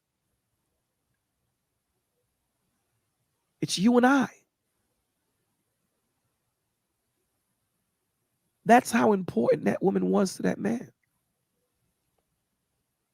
It's a different relationship that we're not going to understand because we're the children. It's a different relationship when my children have children. They'll understand it then. You're only going to understand it when you're in that situation. You can see it, but understand it like, when you go through something, you're like, man, you ever had that saying when you go through something, you're like, I see it now. That's what I'm talking about. I see how it crushed him. Now, when you lose a child, it crushes you, but This is a person that been through thick and thin, through it all, that knows you, that held you, it protected you, covered you. Listen, man, we don't have that no more. And that's the issue. The issue is exactly what Black Man said. That's one of the issues. That that's not your man. That's your son. You should not hold him in a higher esteem than I. The Lord says you submit to your husband. Exactly. You don't submit to your son. Bolo. Yo. Did you get an opportunity to see the comedian Just Hilarious? If you got your phones out right now, you can Google this yourself. Her son's 8 years old. Just Hilarious, she's not a bad looking girl. But she did a photo shoot with her 8-year-old son, butt naked. What? He's 8. Yeah, Google it right now. Just Hilarious and son, naked photo shoot. Butt naked.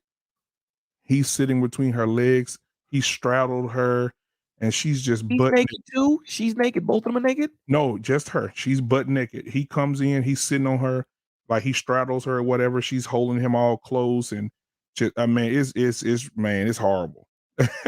And that's a prime example. Salute, big bad boy, man. Love you, brother. That's a prime example, man. Of You know what's so crazy about that, Black man? They'll call that beauty. Yep, For men exactly. like that, they call that child abuse. He's sick. Yep, exactly. If I went with my 8-year-old daughter and was butt naked and she was straddle me, dude, I'd be locked up. I mean, let's be honest here. Come on now. It'd be called porn. Right. Word. You know what I'm saying? So, it's listen, I don't want to go left with it, but Bill with me was gonna break down the virtuous woman thing. Go ahead, Bill. Shoot, my bad. I'm sorry. So my point of just bringing in the concept of the virtuous woman is it stems more in my mind from the fact that the more we pull away from God, first of all, is the more we're going to see these issues. Yes, sir. And as I'm digging into what the virtuous woman is, because her resume is lengthy, and most people, honestly speaking, may not have all the traits. But let's say you have like 50, 75%. You're a solid woman for the most part. No doubt. You good. All right. And the truth of the matter is,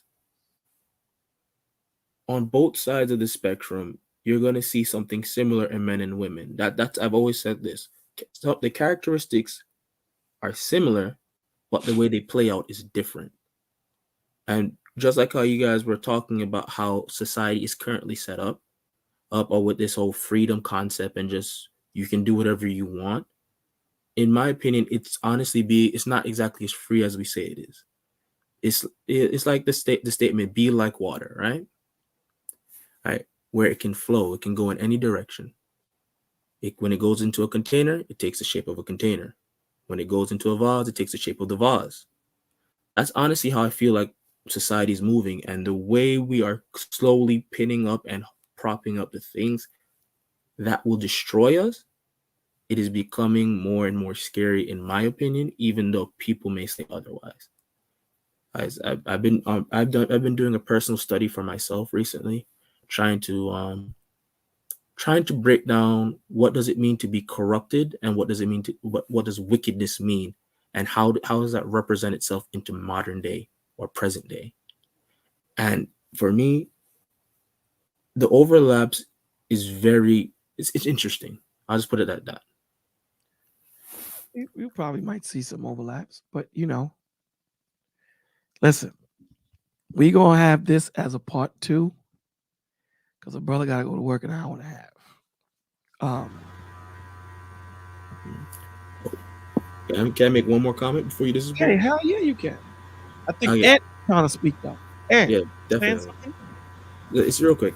I just want to throw this out there because oftentimes I hear when people use that whole son husband comment, there are different types of son husbands, and some son husbands, it's not a good picture because they're not treated well either.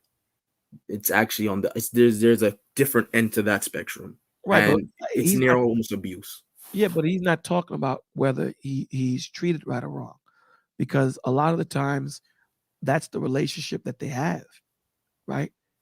The relationship that the son husband, the mom usually treats the son bad, but he's programmed to accept it. And that's the reciprocal relationship that they have between each other.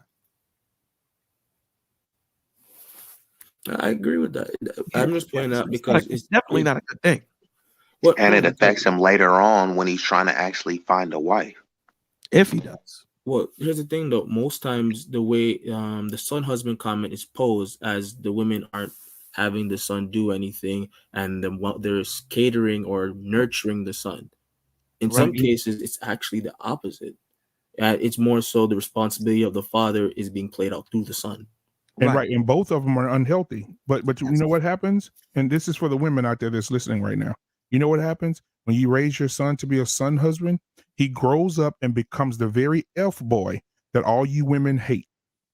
And then he's looking for a woman that he can depend on, just like he depended on you. He's looking for another woman that can give him air conditioning, lighting, heating. That's going to buy his PlayStation games, and he's going to be there while you're at work.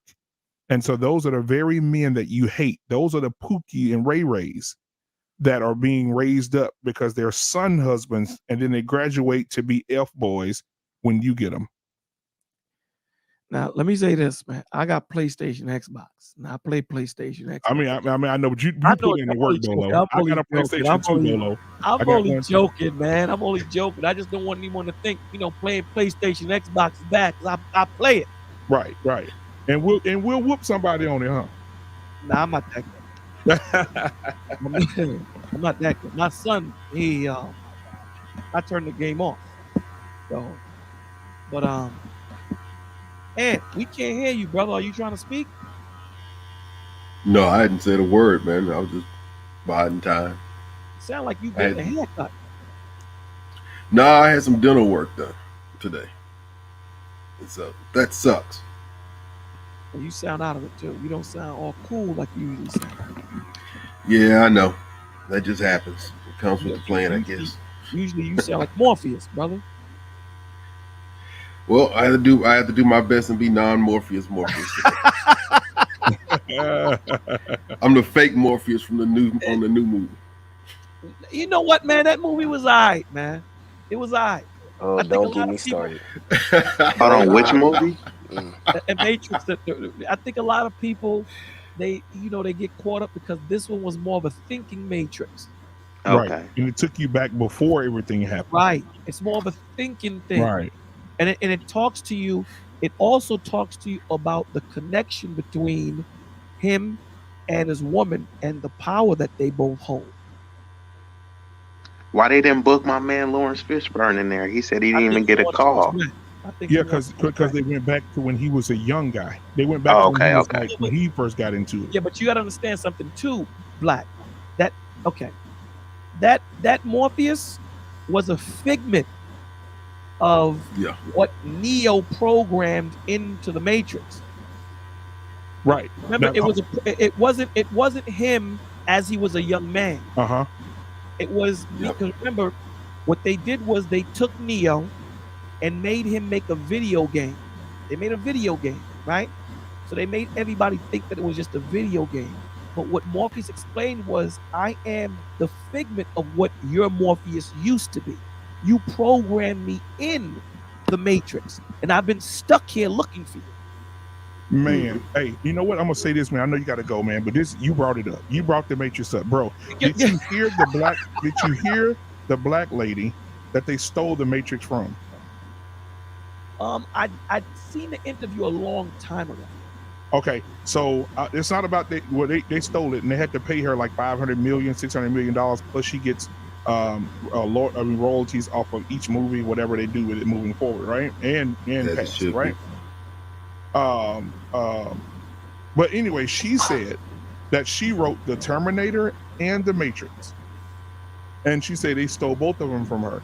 She said, and the stories are all wrong. She said, but I'm going to put you guys on game. She said, when I wrote it, The Terminator is a prequel to The Matrix. And I was like, what? She said Sarah Connor is Neo's mother. Watch it. Sarah Connor she said Sarah Connor is Neo's mother. Neo was supposed to be the second coming of Jesus. Well, Y'all gotta go see this interview, bro. Oh yeah, I'm gonna look at it. Man, I Yeah, mean, I'm gonna go check that out. Man, she broke it all the way down, man. And I mean, I was like, man, if they would have done that movie like that, my God. Oh, Yeah, that would have been sick. That would have been crazy. That's why they shouldn't have stole it, man. They should let this woman, man, she said she presented it to them. They told her, no, we're good. You know, this is not something that we're interested in. And 12 years later was she said, 12 years later was the Terminator. 18 years later was the Matrix. That's crazy. That's crazy. That's crazy. Brothers, we gonna call it a day. We're gonna read the Psalms, go through this whole thing. We always read Psalm 91, so that's what we're gonna read tonight.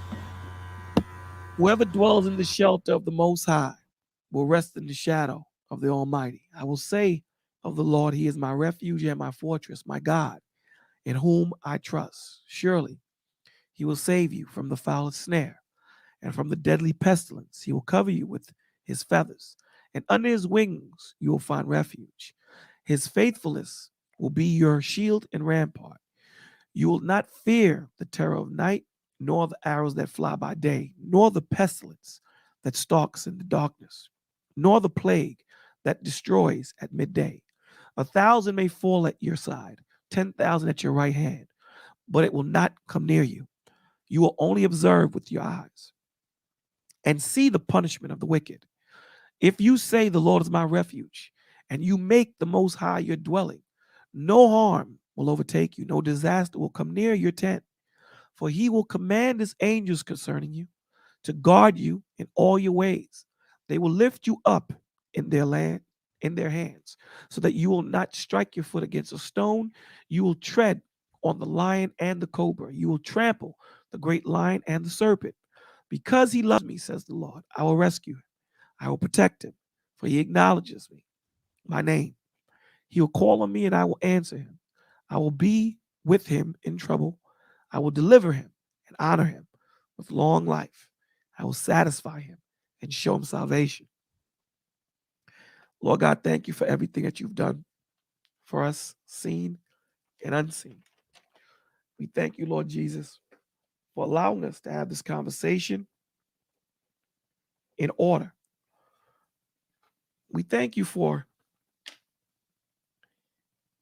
blessing us with your love, your sacrifice, but most of all, your grace. Thank you. Thank you for allowing us to see your beauty and to do our best to emulate it. For we are nothing without you. We understand that we owe our lives to you. We understand we are bought with a price, which is your blood. Thank you. We've done nothing to deserve your love. You just gave it. You sacrificed. You provided. You led. You guided. We ask you, Lord God, that you just give us the strength to be able to do the same, that we are able to have conversations and come to solutions. Lord God, we are going to mention some men and women. We ask that you please protect their families and their loved ones. Lord God, we ask that you please protect Mika, Be Easy, BCDC 123, Miss Carrington.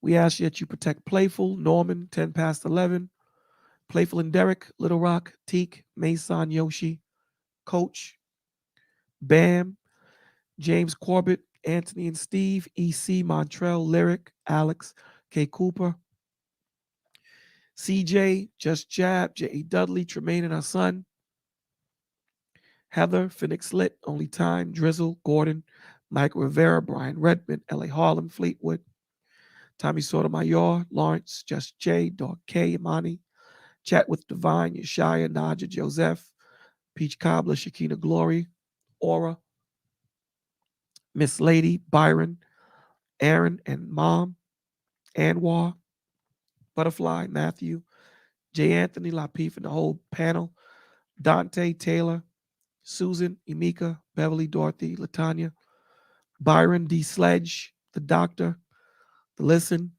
Ronald, High Risk One, Daryl, Dale, Nicole, ADGNT, Mark Anthony, Mark Adams, Nicole Watson, 4th Marine, Jedi, Master Wu, Tony, Lancelot, Rochelle Halliburton, Definite G, Miss M, 611, George, Shamar, Slim, Juju, LA Floyd, Introverted, True Ali, AGAG, Little Rock, J Chasm, Be Easy, RKO Fan 300, Shake Rack King, Gene, Celestial, Veggie Jess, Wave Face, Aaron Miller, Sparkles, Taylor, Alan R., Roy Maid, Trash Can Waves, The Lead Attorney, Randy Easter,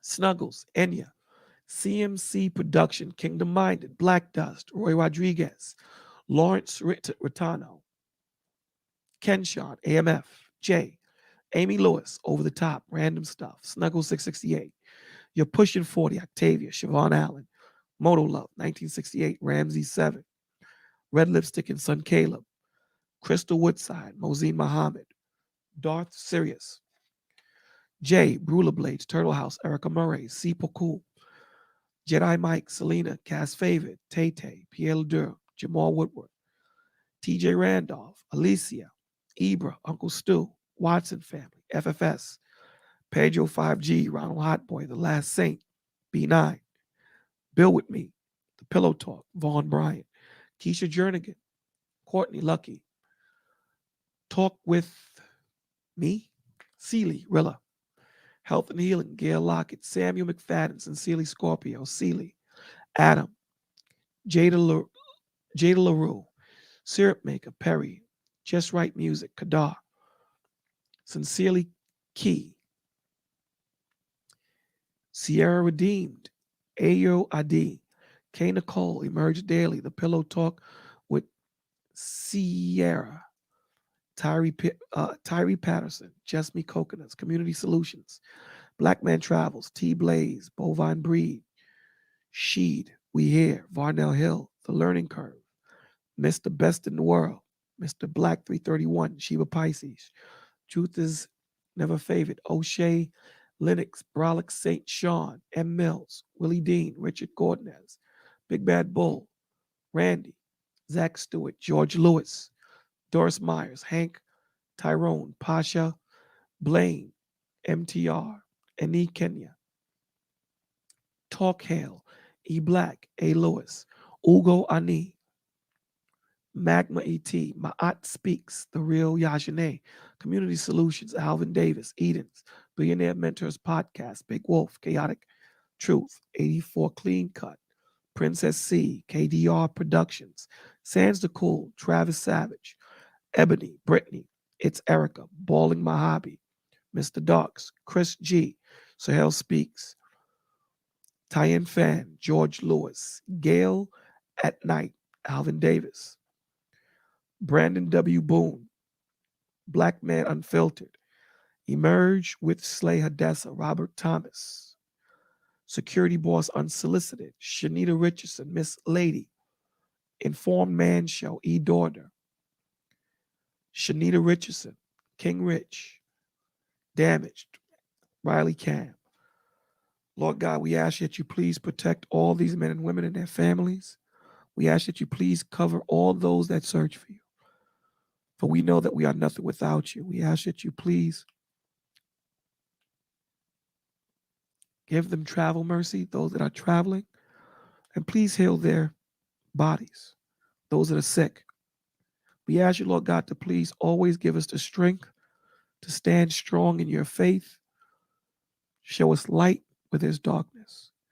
Thank you, Lord God, for allowing us to come here tonight and have an adult conversation for those that are searching for truth. Thank you for the village. Thank you for all those that participated. Thank you, Lord God. In Jesus' name we pray, amen. Amen. This is how we do it.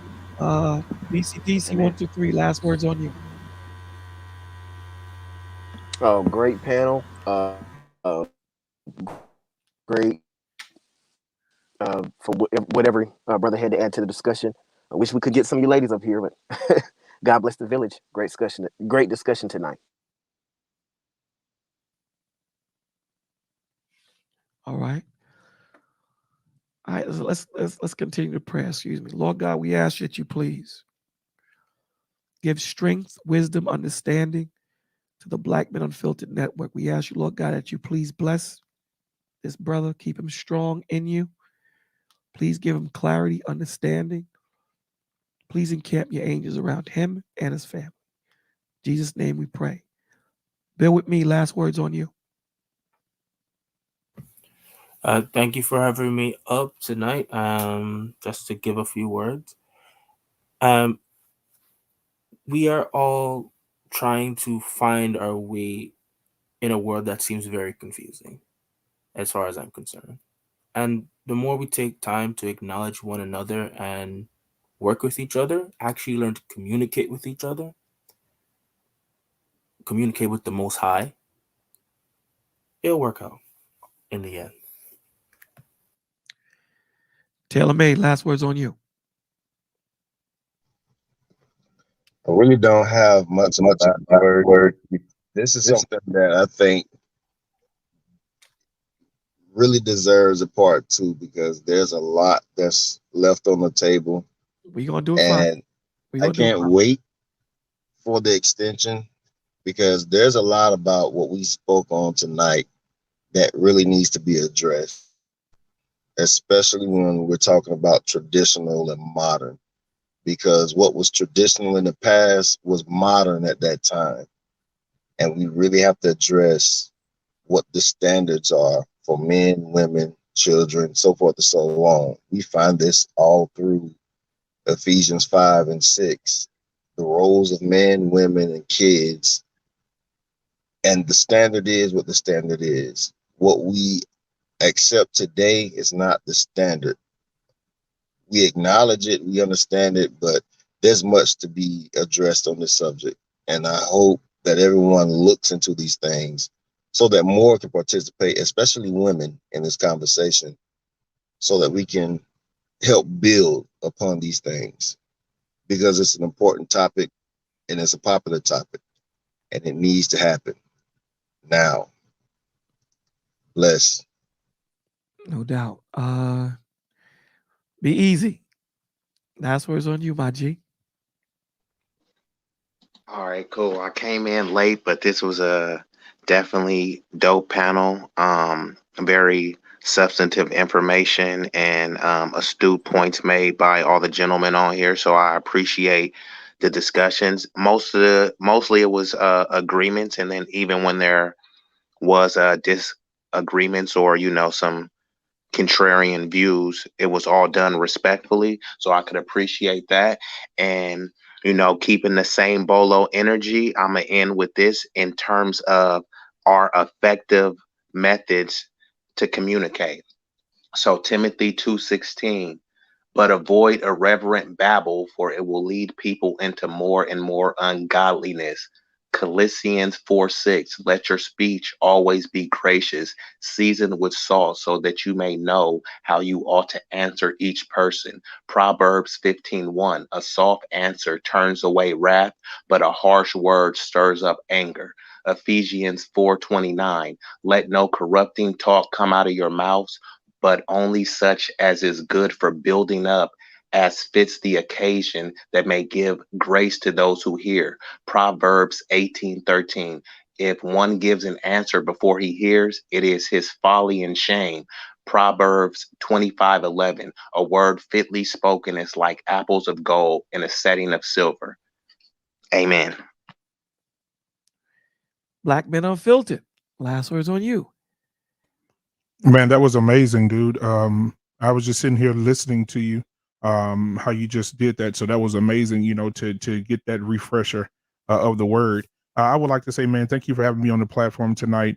It's amazing to be around men of God that are trying to do the right thing and trying to go where we need to go. Even in disagreement, we still agree that we all believe in the same thing and that we need to move forward and come up with solutions. And so we need to be more solution based. Yes, we do need to talk about the issues in our community. Yes, we do need to talk about how we get our women right, how we get our men right, right? That's an ongoing discussion. But at the end of the day, we all need to be able to get on one accord and move forward. And until we have open minds and open hearts, until we let go of the anger as men, until women close their legs, open up their hearts, we will not be able to get there. But if we do, we'll be able to get there all together. We'll walk in that same path together, and our communities will be better for it. Thank you for having me on your platform tonight, Billo. Now, Big Ant, last words on you. Well, I don't really have much to say on this one. You fellas knocked it out the park tonight. Y'all really did. And Taylor Made is right. You know, Black Man Unfiltered, be easy. I mean, Bill with me, BCDC, across the board. The fact that you have 7 people on the panel late at night chopping up the scripture, chopping up the culture, chopping up all of these things that not only helps to define families, but also help to define men in general, right? Women in general, right? And putting out those standards according to the scripture, not by somebody's dissertation or somebody's thought process or whatever else, but showing how lives are being lined up through the lens of scripture to get results, right? These things, I look forward to the conversation on Friday. I look forward to being there, and I look forward to actually being able to contribute more as well. I got in late to everything. I was in the chat, but like I said, had a little dental work today, and so speaking voice and everything else not right. But I can say this: it don't have to be. I look at 7 names listed up here, and in that 7, according to Scripture, 7 is a number for perfection. And so, if we are holy, as our Father in heaven is holy, right? And we are open, and we let Him use us, then great things can happen. 12 men turned the world upside down, straight off the bat. Just think, we got more than 12. We are not the only ones. So let's go, keep everyone in prayers, keep everyone under the covering of the scripture, the covering of God. And until we meet again, y'all be safe. Wow. I'd like to thank everybody for being here. Be easy. Black Men Unfiltered, Taylor Made, Bill with me, BCDC 123, Anton. Thank you all for being here, man. This was awesome. I wish we would have had some ladies up here to give us their perspective. But we're gonna see if we could, we could do a Friday. Listen, the important thing is this. We need to get off our behinds and start participating, man. We need to start reading our book. Start reading the Bible. Now, whether you're going to start from Genesis or Matthews, read the book, right? You don't need to understand the nuances and the deepness of it. The start is opening the book and forming a relationship with our Father. That's the start. You got to be in it to win it, man. It's a beautiful thing to see men come together. And even though we disagree, be able to have the conversation, be able to move the conversation forward, and know that we're heading towards a solution, right? So Cats asked for a second part. We'll do it, Lord willing. Testimony Friday. If you need counseling, bolotv16@gmail.com, or you can call me at 347-394-5954. We do send you Bibles, Bible dictionaries, concordances. They're all free. All you got to do is email me, bolotv16@gmail.com, and tell me your name in the village, and we will send one to you. It doesn't cost you a dime. We will send it to you. Also, women or men, if you need personal alarms, we do sell those too. We will send them to you. You don't have to pay for anything. We will send them to you. So just email. Don't be ashamed, man. Sometimes you might need an alarm, you know, when you're walking down them dark streets to protect yourself. Don't be afraid, man. You know. Am I forgetting anything? No. All right. 2022. If the Lord allows us to see it, we're trying to do big things. You know, we're trying to take the village from it being virtual into this three-dimensional world that we live in. So we're going to try and do some big things in 2022. So I'd like to thank everybody for coming. Thank you guys for being here. I love you all, man. There's no village without you guys. There's nothing that we do or I do that that's we're just all needed. We're all needed. So with that being said, what the hell is going on? Okay, so with that being said, thank you so much. I love you. Love yourselves and each other. And Lord willing, we'll see each other Testimony Friday. Thank you all for being here. God bless you. Good night. Good night, bro. Have a great one. Good night. Salud.